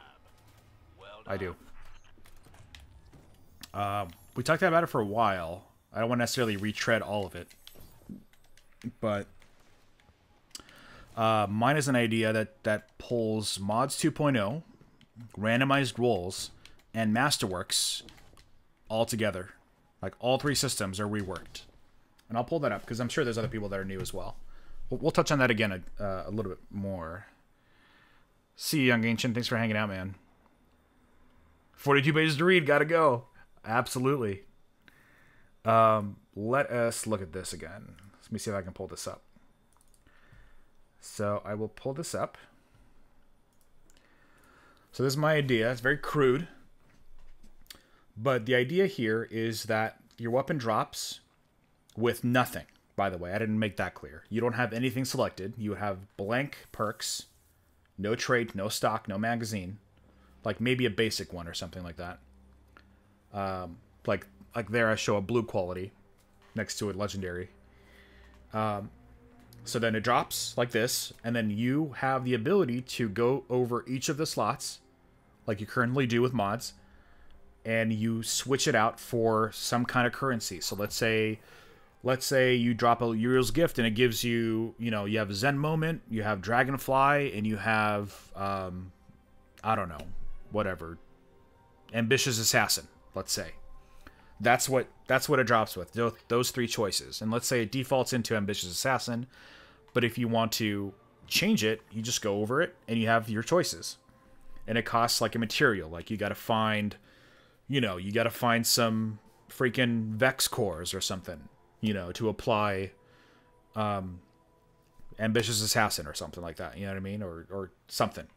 I used the example of Ahamkara Hearts to apply Firefly. So you got to go grind that specific material wherever it drops from, and then you'll have enough to apply Firefly into your gun. Then, if you don't like what you see, if you don't like the rolls the perks that are rolled into, then you simply re-roll it. You apply Masterwork, which the first time you apply Masterwork wouldn't reset the perks, because I feel like that's silly. Like if you have the perfect, like a god roll, and you want to keep it and you want to make a Masterwork, you should be able to. But then if you re-roll the Masterwork, it resets all the stats and resets all the perks, so you can choose new ones. That's my idea.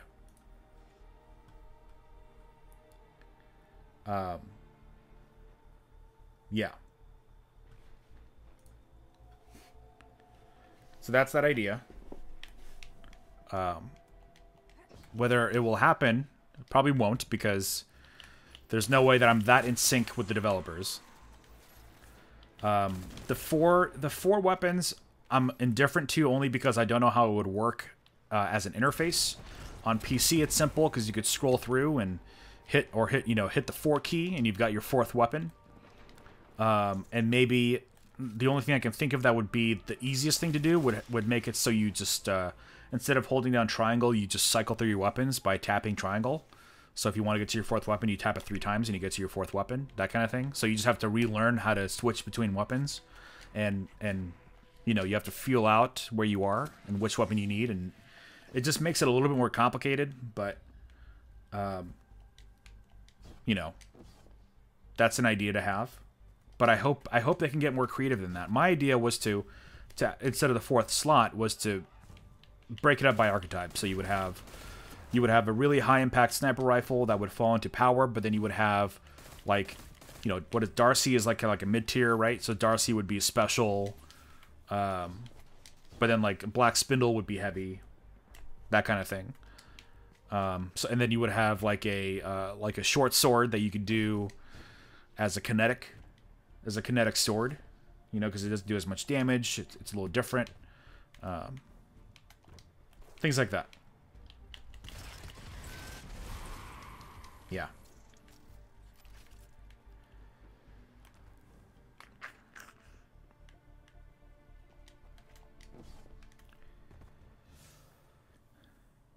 Can we actually get some stuff done? Let's do this. Let's get some work done.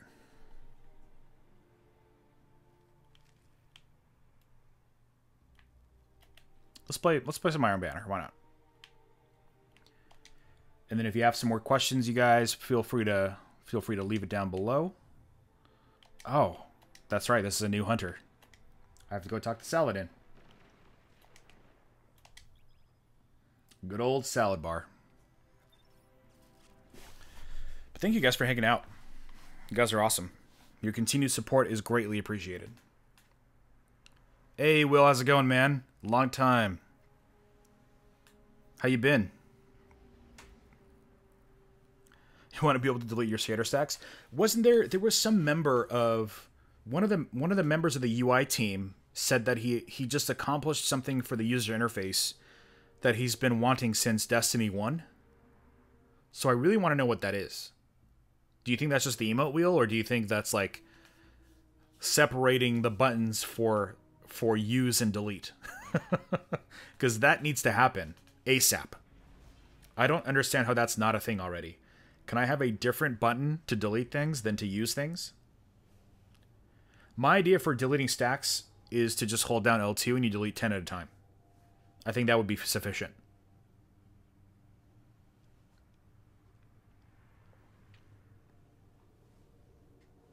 Or acquire, or inversely, you could acquire 10 at a time. So if you wanted to buy 10, 3 coins, you just hold down L2 and buy 10 at a time.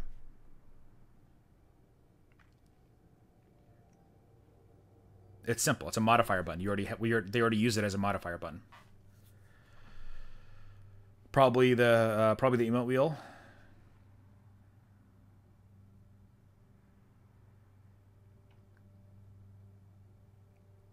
Hive Life, welcome. How's it going? Haven't played D2 in forever. Keep my eyes on ears open to the news. Really hoping for the new DLC is awesome. We're all hoping that, man. It needs to be so bad. I really hope that they took the extra time to make it awesome. No, like, we're... Big Red, we are here for the questions. Please, keep them coming. This is why we're here. Live Q&A. It's in the title. You're in the right place. We got to make this interesting for those watching later. But anyways, here's another question. Are you a fan of Destiny lore? If yes, what is your favorite part? Mine is the Vex and their story. That is a great question. I haven't given it too much thought. But I think because of the Taken King, I am the most intrigued. Actually, let's look at this gear. I don't think I've ever looked at it. New gear for Season 2, right? I'm most intrigued to think about the Hive. I want to say I'm really interested to see what happens with Savathun. I'm really interested to see what happens with Eris Morn. Those are huge parts. I think Marasov is part of that.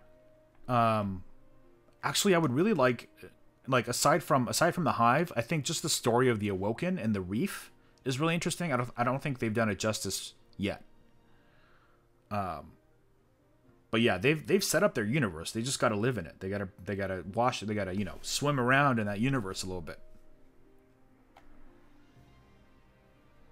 I like the Vex though. I mean, like vanilla Destiny felt good. Like getting in there, like the mystery of like where are we? What's this place? What's going on? There's manipulation of time. I think I'm a little fatigued on that right now because of Curse of Osiris. And because the way they presented it wasn't like interesting enough for me. And by the way, I wholeheartedly think that they used the Oryx skeleton for Panoptes. Which, because he's very similar in structure. And he has very similar motions. What element do you think it'll be? I think it could be Taken. I think they could... This is what I think DLC 2 is going to be, or what I would want it to be anyways. It's probably not going to be this, because again, I am not in sync with... Probably not... Like, there's no way I'm this in sync with the developers and the writers. But I would love to see, like Savathun invading with a Hive army. It's nothing to do with Taken, but she's just the Hive like person, and maybe she's coming to our system to take the Taken back or whatever. But Eris Morn shows up and is like, "Hey man, I've been researching these Taken. This is how we can fight Savathun. We fight fire with fire. We imbue ourselves with the Taken powers and with the Taken energy, and we have a genuine Taken subclass. and we fight Savathun, and we need to get the Taken subclass to beat her. Kind of like how, you know, they built in that we need the third subclass to beat Oryx, even though you really didn't. Do you think DLC 3 will be about the queen and her brother? I hope so. I don't know. Maybe that'll be, you know, after the big expansion. But I think the big expansion is going to be Hive. They've been setting it up too much. I think there's too many wheels in motion for them to change course. I think it's going to be focusing on Savathun. Savathun and hopefully Eris Morn. I would like to see her come back. Because I don't know if they can. I don't know if they'll add a fourth element, like ice element or something.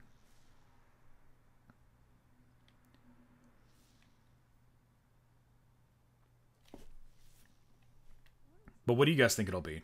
Do you guys think it'll just be like a fourth element? Taken subclass, summoner subclass? Yeah, something. That would be really cool if they changed it up. You know, add some more mechanics. Change up our perception of what different subclasses are. You know, take Arc Soul to another level. Give me like something that I can summon. That's badass, you know. Give me like interesting movement abilities, like how the Taken can just teleport around. Give me that ability. How awesome would that be? What's your favorite enemy race in Destiny franchise?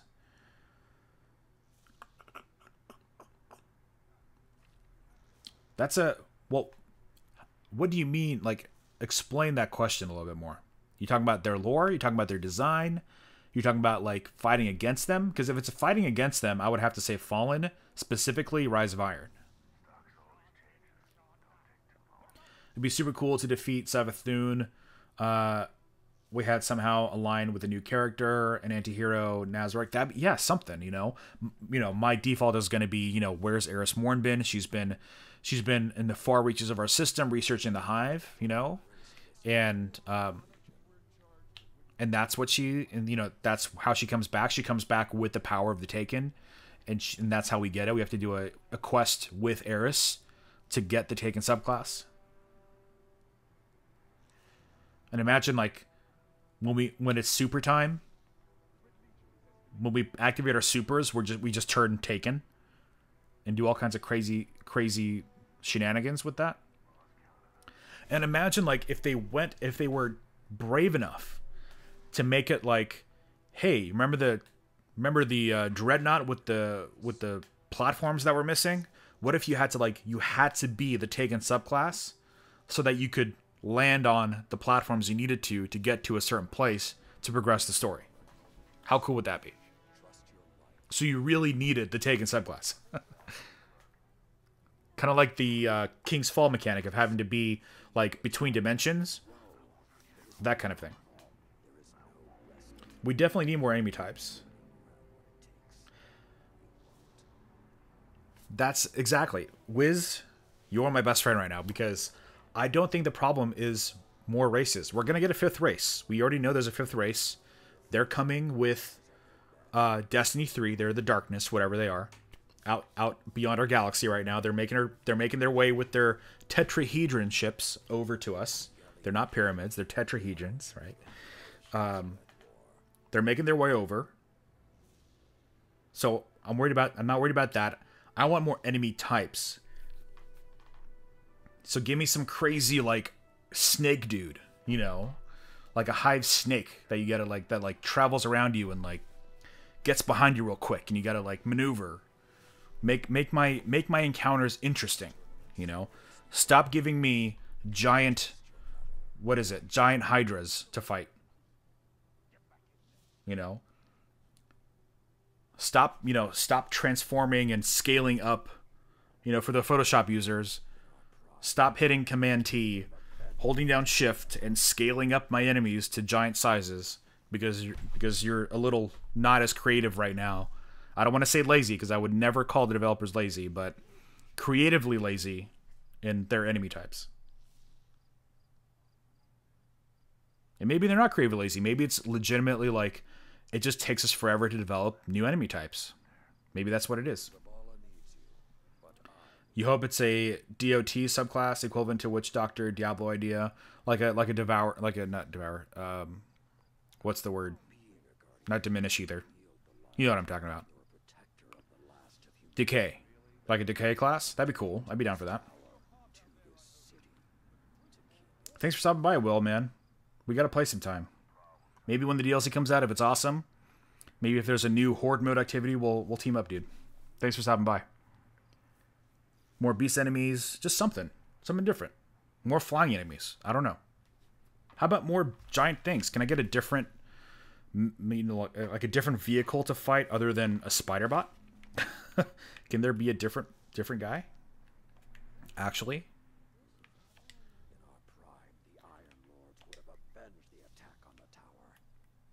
Affliction Warlock, F2W. Yeah. That'd be awesome. That would be dope.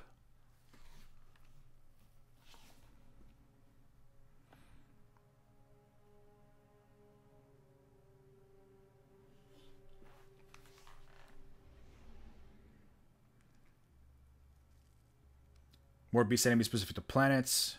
Moonworms. Moonworms! That would be cool. I'm all for it, man. Maybe we go back to the moon, but it's been like super overrun by Hive, where they have like hive worms coming out of the Hellmouth. Can you imagine a raid where it's like it takes place at the Hellmouth, like the surface level of the Hellmouth, and there's just a giant worm that you have to fight that's like coming out of the Hellmouth? And you've got to like run around the entire perimeter of the Hellmouth to like get items and hit switches and activate pillars and shit. Like, how awesome would that be?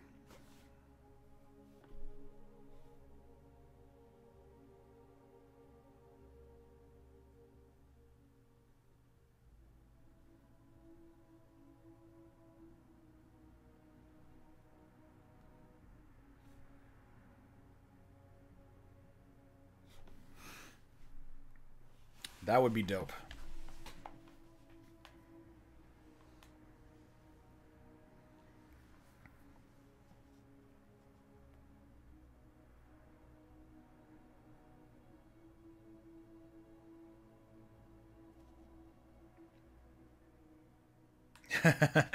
Thanks for starting by, Wiz.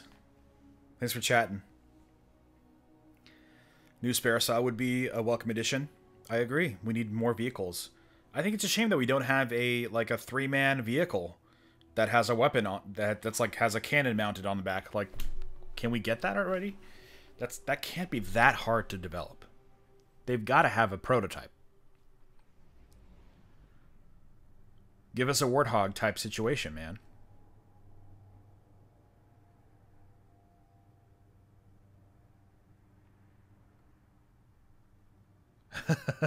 You are too sensible and have great ideas. Bungie can't handle it. And it's like, and maybe it's just that. Maybe it's that, like, we're all just too far away from it, you know? I can tell you about creative... Ooh, you got a nice ship there. I can tell you about the creative struggles of, like, being too close in on your project and having to take a step back to look at it from a bird's eye view. And I hope that's what they're getting with the summit, is a bird's eye view that they're not afforded right now because they're so in it all the time.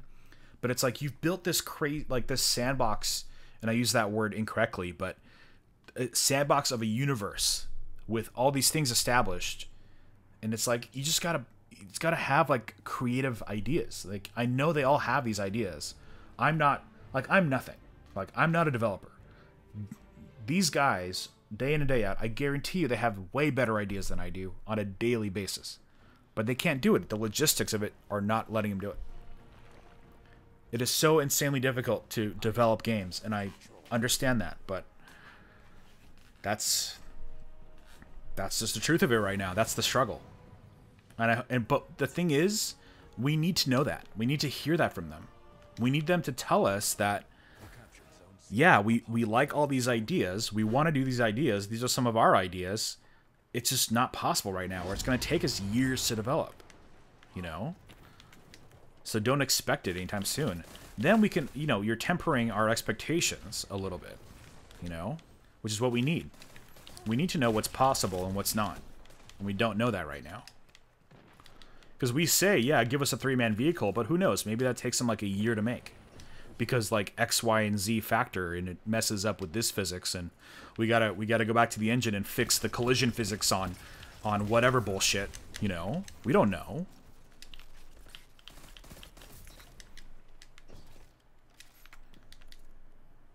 Your lead grows sharper. Let me use my weapons. Yeah, like even that, like use reminds me of Dune. Yeah, absolutely. I would love to, like anything like just super fun and silly and creative. Like that would be awesome. I want to look like I want to have the reaction that I did the first time I saw Oryx Rice from underneath the Dreadnought in Taken King. You know what I mean? Where I was like, holy shit, this guy is 50,000 or like 100 feet tall. But who knows? Maybe letting you shoot your gun on your Sparrow breaks the physics engine. You know, like maybe they've tried it. Maybe they're like, hey, you know, let's have them have a hip fire kind of thing with their special weapon or whatever. The colony always gets me.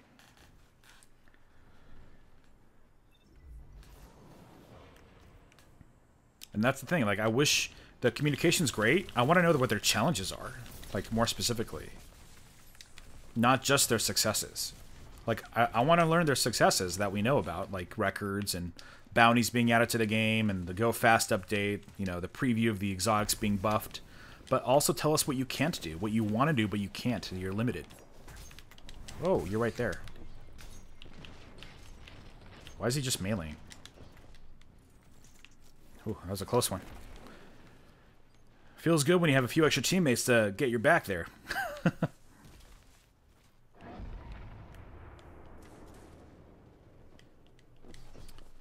I don't know how smooth this stream is. I hope it's not too bad right now. I feel like OBS looks choppy from my preview. I don't know how that's translating to online. Got him. What did he have before the throwing knife? Was it a grenade launcher? Couldn't tell.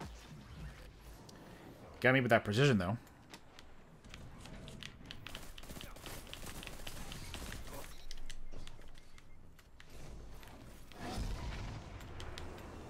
Let's go.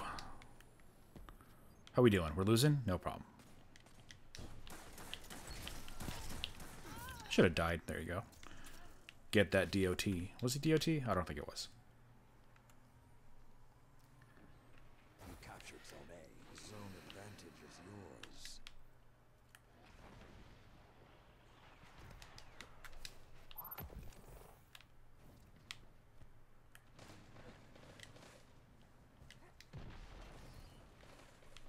Zone B lost. Let me bait him in a little bit.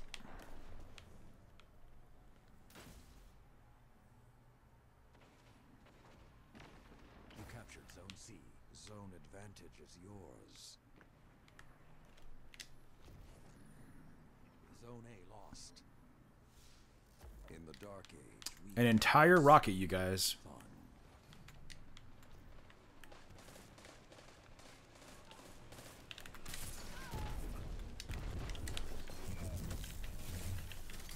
What? Main ingredient? Pish posh. This isn't over. I'm sad about that. Sings, and he's very shy. I am sad about that series of events. Zone B captured. That is not the way it was supposed to go.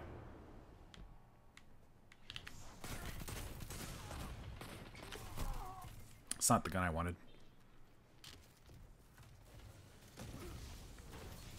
There we go. That's the gun I wanted. Oh god, damn it. Got him.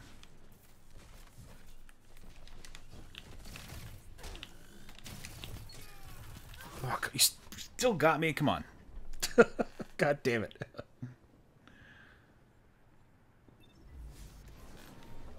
You're gonna start off Iron Man so you can verse me? I'm not doing so hot. But I'm also not super paying attention. Zone C captured. Zone advantage is yours. Yeah. Me playing while I'm not streaming, I'm like garbage. But then like while I'm streaming, I'm like super hot garbage that's been like out, that you should have taken out like 2 days ago. So yeah. Zone B lost.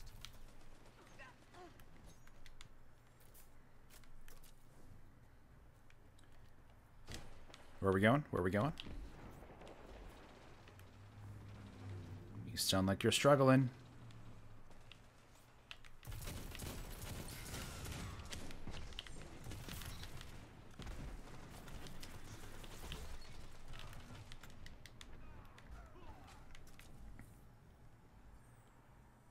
You ever listen to those leaked audio files, particularly the Cade-centered ones? Advantage is yours. Are you PC only or PS4 often? Well, right now I'm... so, I'll answer both those questions. So, for PS4, I started playing PC as soon as the PC version came out because I had the PC to take advantage of that, and I really wanted to play the game at, like, the PC beta blew my mind. Like, 60 frames per second, the wider FOV, I just couldn't resist. And I had enough friends on PC to where it was okay at launch. And it just streamed better. It streamed better. However, the PC audience has been very drastically diminished to the point where it's really hard to find like anyone to play it with. And I know I just have to find like a better clan. Why are we all here? There's a max of like 3 per zone, right? Advantage is yours. Zone A lost. Hold on. Actually want to do well here for a second.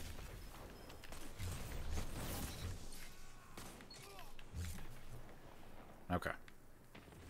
Just checking. Just want to make sure I got that. So I decided to pick up... So I stopped playing PS4 around PC launch, so I was at 305 with all my characters.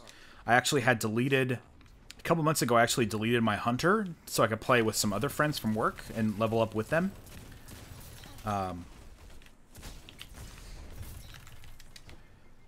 So I actually played through the whole campaign with my Hunter for a second time.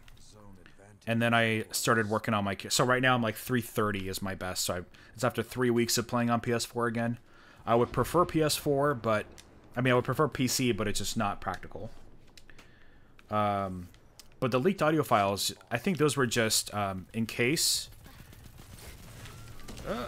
So, like, to answer that, to give you an idea of that, the only reason I think we had voice lines for the speaker during Age of Triumph is because I think he was in studio doing lines for Destiny 2.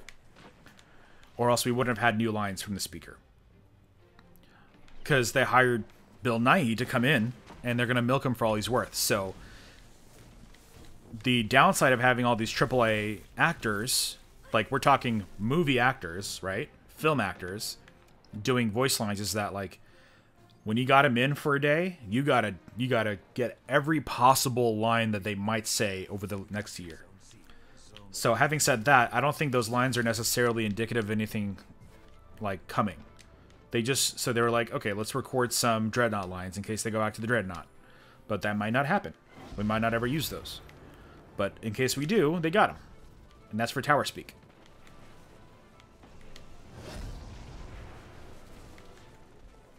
Zone A lost. If those are the ones you're talking about. Was there new ones aside from the Dreadnought stuff?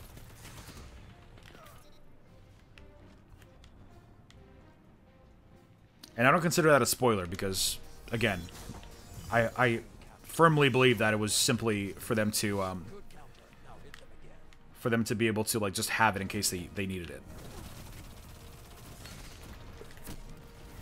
Get him! Yeah. That's where I think, yeah, that's why I think those audio files exist.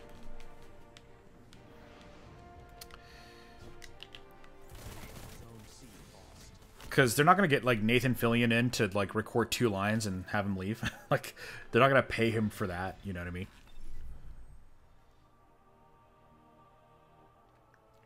You know what? As much as I do want to keep playing Iron Banner, Heat only stops you if you let me go do a couple more, is always open to you. I'm going to do a couple more public events real quick. To get a couple of these items, I think. I need one more Radiolarian culture to finish this forge weapon. Let's go do that. Radiolarian culture.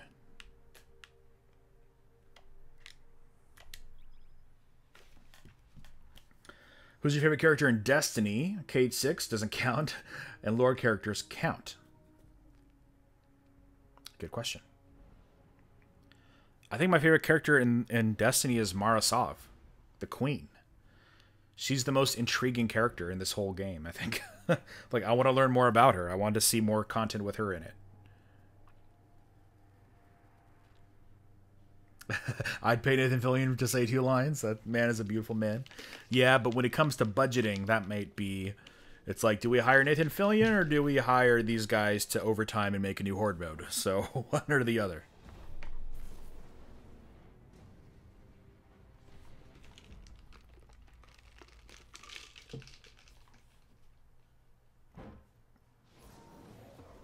Yeah.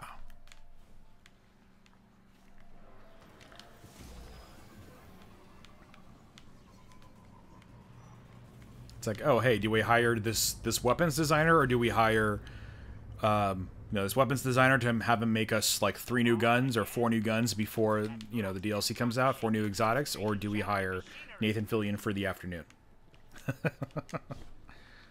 It's one or the other.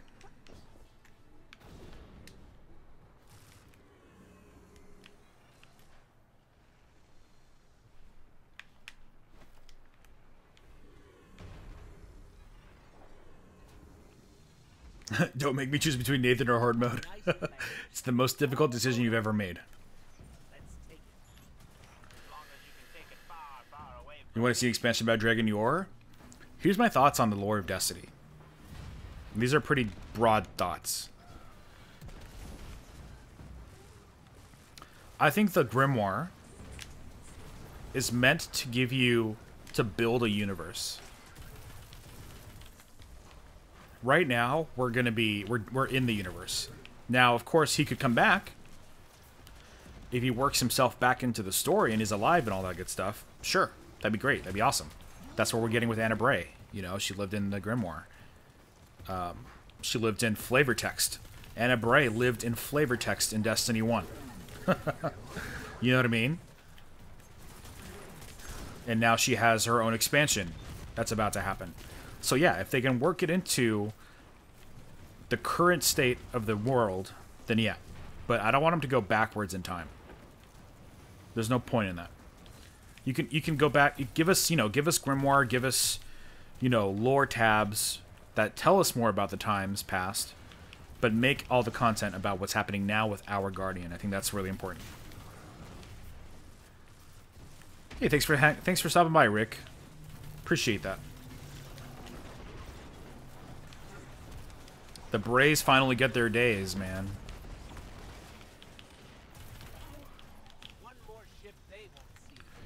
The Braves for days, and I got squished because I'm not paying attention. Dragon Yor was just rumors some Titan made up to make himself look better, as I remember the lore video about that. You would probably know more about me at this point then, because I'm not super versed on the lore, as I probably should be. Okay, calm it up. Calm it down. Calm it up, bud.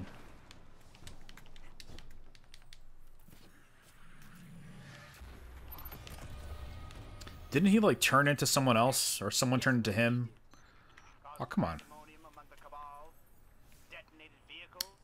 You have a chance of getting Radiolarian culture. It's just a chance, you guys. It's just a chance.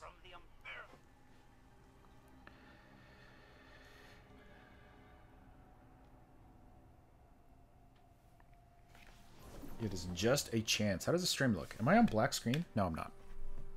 I looked over and got scared for a second that the entire stream has been on black screen for the last hour.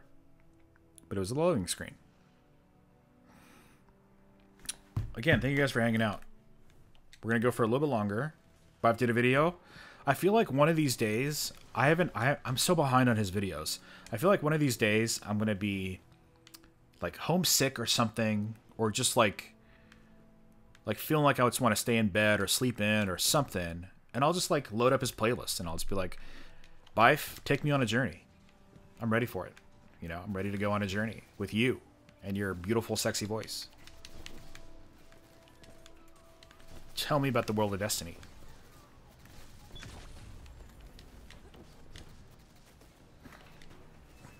He was 2 people at once? Yeah, there was something about that. The most I did is for my video that's titled, I think it's just titled Destiny 2 Story, and it has like Marasov on the front. It's one of my highest. It's like my 4th highest viewed video. That's the most research I've done on that's the most research I've done on Grimoire and lore. It was for that video. It was mainly the cards that came out with Age of Triumph. Oh, hey, my radio layering culture. I forgot I could just do that from chests. Oh, well, we might as well finish this one, too. Benjit, it's amazing. His voice is sexy. Yeah, perfect. It's perfect. Like, I feel like I need to open a good bottle of wine. You know? Make a pasta dish or something.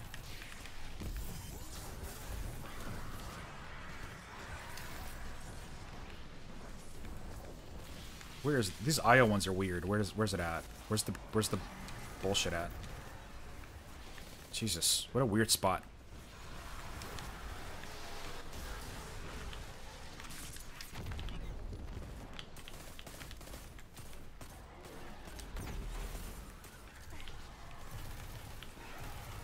What a crappy location for this thing.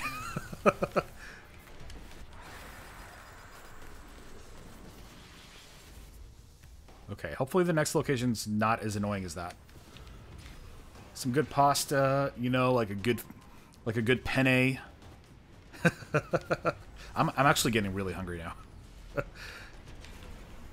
I had like 2 slices of free pizza because it was Casual Friday and we got pizza at work.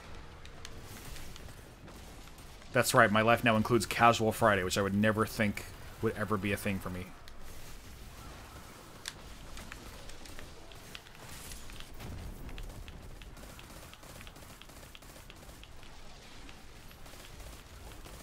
FutureFaux digging out Bive just to listen to him talk about Destiny lore? Absolutely. Money well spent. My concept video for D2? Yeah. I mean, part of it, I was actually kind of surprised that part of it King Ithalian agreed with. I mean, not that he watched my video, but he had the same sentiment that rare quality gear needs to be important for longer. Is this thing done already? Okay. And legendaries need to be a lot. They need to be a lot more stringent with how many legendaries they give you. They give you way too many. They're way too generous. Where's this guy? Where the hell are you?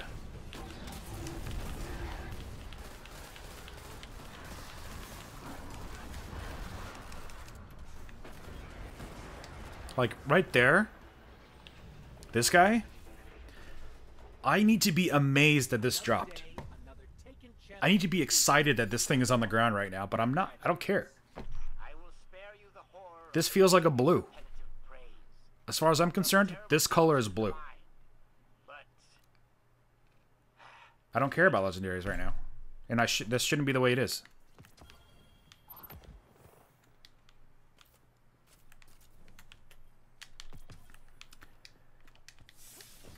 You did lore stuff? I did one video with lore stuff. If you go to my channel page later, let me tell you where it's at. You might hear my voice for a split second. No, you won't. Okay. It is, if you have a good resolution screen, the first row of videos is popular uploads. It is the 4th video down. It's titled Destiny 2 Story Revealed in Grimoire. I did it back during the summer. This was before the Destiny reveal. So keep that in mind as you watch it, because it definitely does not, you know, not all my ideas panned out correctly in that. So yeah.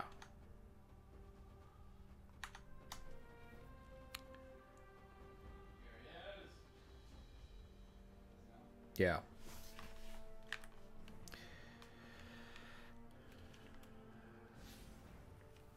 Can I go to Mercury with my... No, I can't. No. I gotta switch over to my Titan real quick because my Hunter has not started or finished the Curse of Osiris campaign, which I still got to do. I know that in every story of light there is a dark side to it. Are there some guardians that were against the Traveler and served under his army? Just a thought. I think that was like original. I think that was original. Yeah, was it Seraphs or whatever? I think that was the original story before it was revamped. I don't think the Titan was ever going to be evil, but I think his negative effects on our world were going to be a much larger part of Destiny 1's story before it got revamped and cut. So we'll see that, I think, in Destiny 3, where I'm positive that if the darkness is coming to our system, there has to be conflict in a good story, right? So if they're writing a good story, there's going to be people in our system that are guardians or not guardians, whatever, that are going to be against the Traveler at that point. They're going to be like, this guy, he brought back the darkness once, and we almost became extinct, and he's bringing him back again. You know what I'm saying? Like, there's gonna be characters that are gonna be against what's happening. They're gonna want to get rid of the Traveler or something.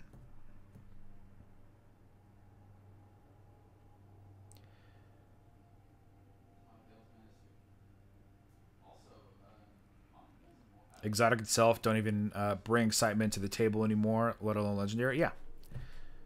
Well, I mean, now I'm kind of excited for exotics, but exotics I already have. So take what you're doing with exotics, right? And give me some awesome exotics in Warmind that I care about. Like bring back a couple. Of course they're going to. I would love to see the Galahorn come back. I think that's almost a necessity at this point to make people excited. Bring back, I don't know, what other exotics do you want? I want to see the Black Spindle come back. I'd love to see that come back. Would I have to trade you for this blue version? And then in the fall, give me like a dozen or 2 dozen more exotics that are that caliber of what we're seeing with these exotic buffs. That'll make me happy. I hope this serves you well. Do you know what I mean? So I'm excited for the exotics. You know, it just has to be worth it. The signs heralded your approach. Transmuted. Be an agent. My second forge weapon done on PlayStation. Thorn. Thorn is going to be very divisive, so I'm a little hesitant on Thorn coming back.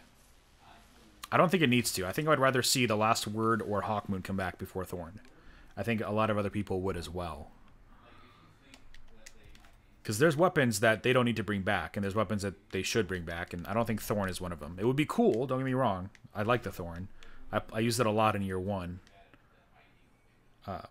But I think they have to be really careful right now. Maybe bring that back in the fall when you have like a dozen other weapons. But if one of the slots of like the 5 that they bring for Warmind is going to be the Thorn, I don't want that. What's 10 and 6? Let's look it up.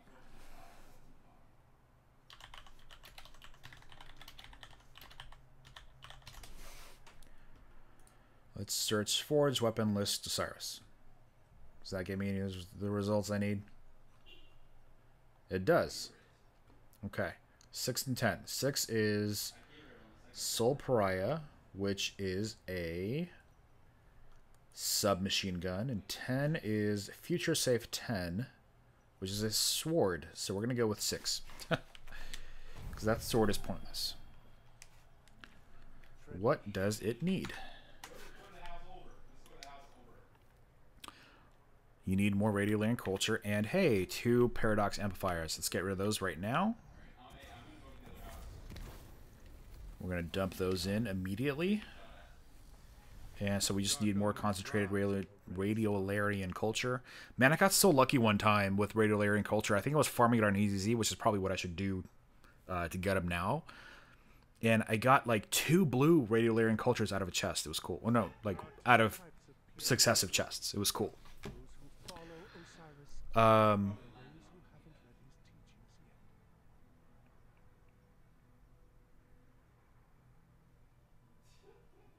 You seek knowledge. There is time to learn. New exotic idea: a piece of Rasputin is turned into a laser, like the Sleeper Simulant, but it's on a fire and frozen at the same time, so it looked cool. That'd be kind of cool. I'd be into that. Can you make it like the Spartan laser, where it's always shooting, kind of like well, I guess that's a trace rifle. So would it be a trace, or would it be a linear fusion? What if Destiny had the crafting and upgrade system like Monster Hunter World? Forge weapon reroll perks? Dude, that'd be cool. I want to craft my weapon, you know? Let it drop empty, or let it drop with, like, blue perks, and let me have to, like, grind out. Like, these perks should have qualities. You know what I mean? Like, under pressure is, like, a blue quality, but then if I want, like, Firefly, maybe that's legendary, and I gotta get the materials to put that kind of trait on it. Trace rifle? Sleeper? We need... I would love for a trace rifle... Obviously, we need a void trace rifle, right?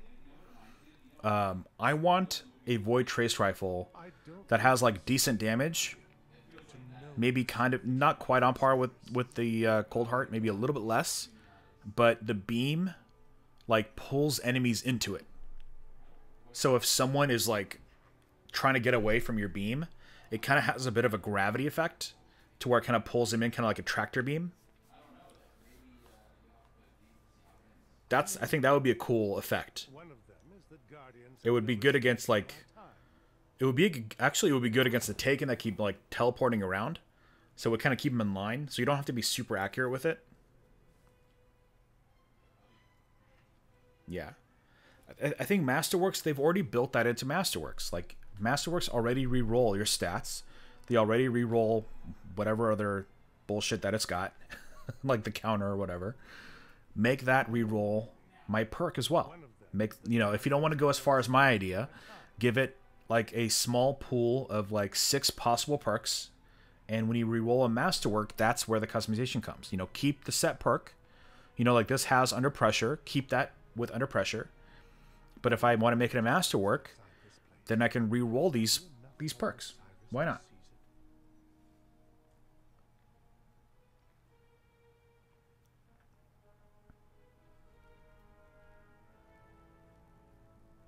You're literally about to suggest that for a Void Trace.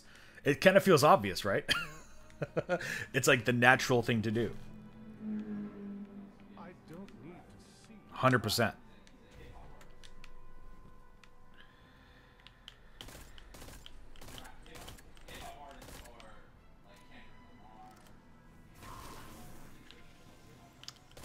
Is this any good?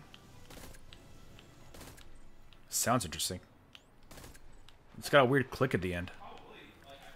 I don't think I've heard that before.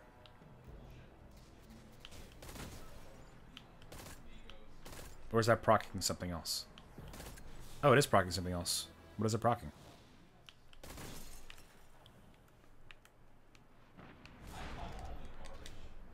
What's that click at the end sometimes? What the hell was it shooting at me?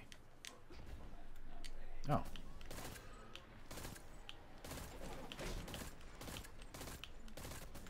I don't know. I wonder what that noise is. It like has a weird click at the end sometimes. What do you think about bringing the older D1 styles of weapons and armor? I think armor needs armor perks. What the hell? Like, why don't we have armor perks? Where's my Angel of Mercy? Where's my arc reducer, damage reducer?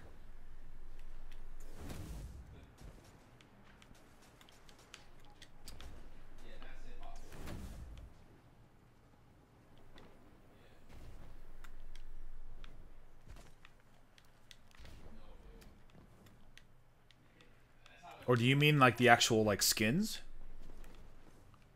That'd be cool. I'd be down for that. I don't think of it as... I mean, people are going to complain because people like to complain.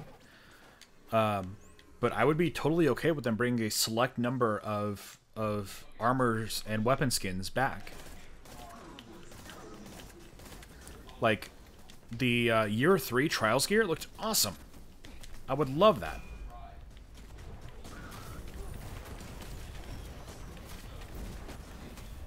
Or even the Year 1 Trials gear, like some throwback Trials gear that you could earn some other way.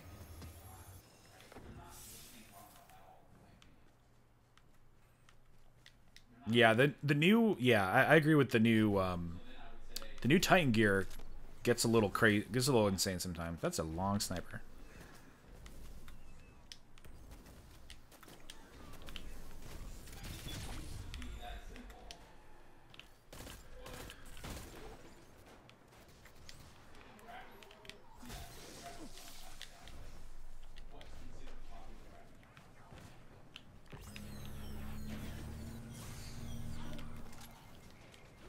People complain, especially when they wanted 6v6 and then complain when they got it. Yeah, exactly. And I guarantee you there are going to be people that are going to be complaining that the new exotic buffs are too OP. It's going to happen. It just happens.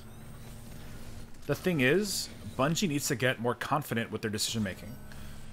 They need to stick to their guns. The changes that they're making to exotics are ultimately for the best. It's going to make the game more fun to play. Who cares if they're OP? Everything's going to be OP. And that's okay. They're exotics. Yeah, 6-man felt super good. It felt super good. I played a few... I haven't played as much Iron Banner as I've been wanting to. Just because I was super busy this week. And I might play a lot more over the weekend. Although I think I'm about to go out and buy Far Cry 5 right now. Like, legitimately. So, maybe not, but... Maybe I'll just wait for Season 3, you know? Yeah, Reddit is not salty over 6v6. Reddit's on an upswing right now. I think... Here's the thing. I think we're all just tired of being salty. Most of us.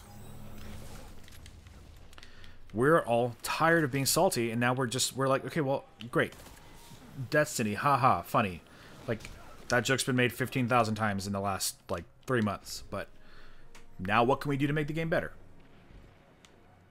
And hopefully people that are truly, like, turbo salty have already left.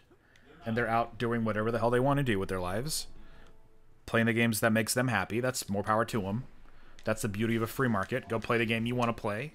Don't ruin it for everybody else. People who are sticking around, how can we fix it? I tweeted about this earlier, and it's like, this is something we're going to figure out together, Bungie. Let's do it.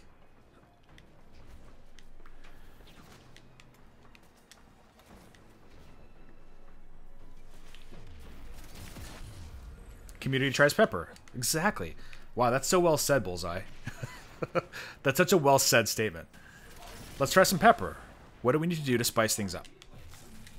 Let's season this properly. You can't have all salt. You gotta have some pepper.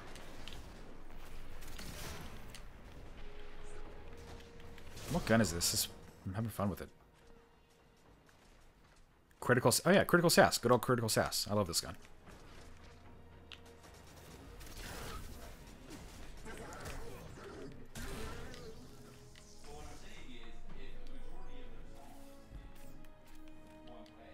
Get out? Get out of what? Oh. Yeah, get out, right? Exactly. Who said something about the summit? I just remembered something said someone about the summit.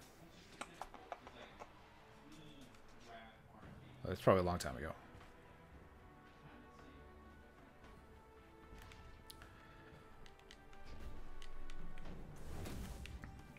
So, overall, I think I'm just like...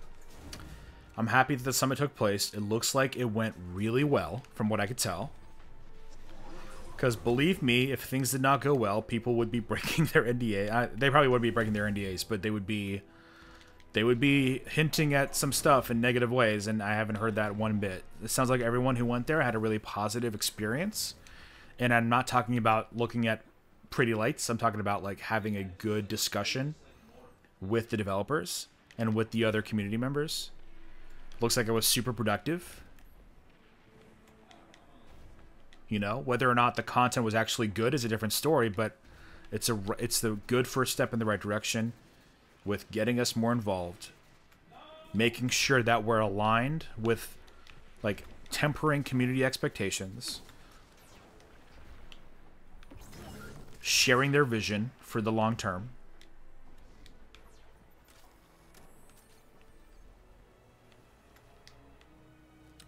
Great first step. I'm very happy that they did it. I'm very excited to see what's happening on Tuesday for the reveal. I'm excited for E3 to know what's coming in September. I'm sad that we have to wait that long and we can't hear what, you know, what the community members have seen at the summit. I really want to know. I'm like sitting here like biting my fingers, like biting my nails, like, what did you see? Tell me, tell me, tell me. But of course, you know, they can't. Deej may or may not have hinted at multiple summits in the future. Yeah. You know, a lot of that is kind of like that corporate community speak a little bit, which Deej does so well, right? But I think that's, I mean, you know, why do it one time? They probably didn't want to commit until they got a better idea of how it went, you know? They're probably going to assess how this one went, and they'll talk more about it later on.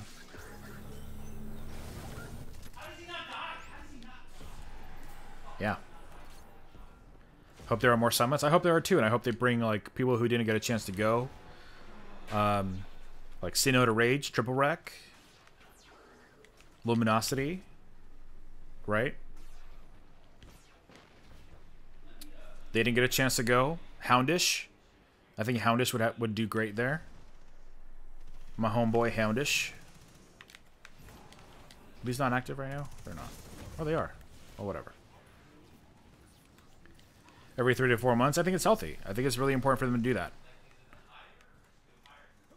I would say even twice a year is enough. You know, bring him out like around this time, and then bring him out again, like around winter time or something. I don't know. They don't need it super often, but they need to. They need the exposure. They need the discussion with the community. And who knows? Maybe we'll get to a place where they'll nail down how to talk to us, and it won't be necessary to bring us out every few months, because we'll just have a regular, you know, a more transparent, a more open, and a more sincere form of conversation and discussion that doesn't exist right now. You know? And hopefully the situation won't ever get as dire as it is right now to require a community summit. You know, that's the hope. Let's just hope that everything is awesome and continues to be awesome. Exactly how Division was improved. They made huge improvements. Division is an incredible game right now, and I can't wait for Division 2. Right? Yeah.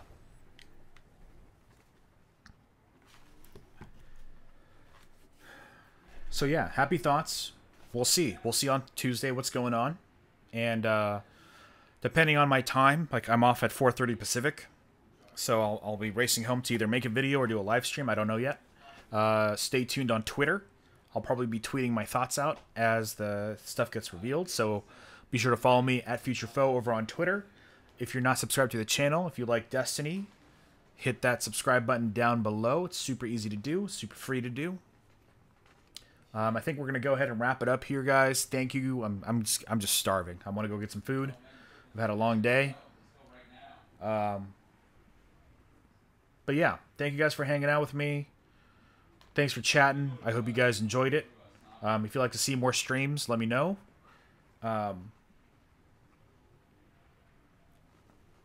And we will do this more often. I usually do it on Twitch, so I'm thinking of doing more Twitch streams. Let me know what you think of that.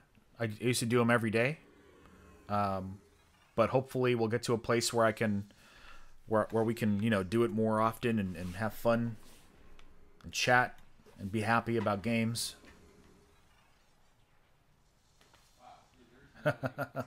You want me to play something else? I get that. I totally get that. But yeah, thanks for hanging out with me. Thanks for chit-chatting. And I will see you guys next time. Peace.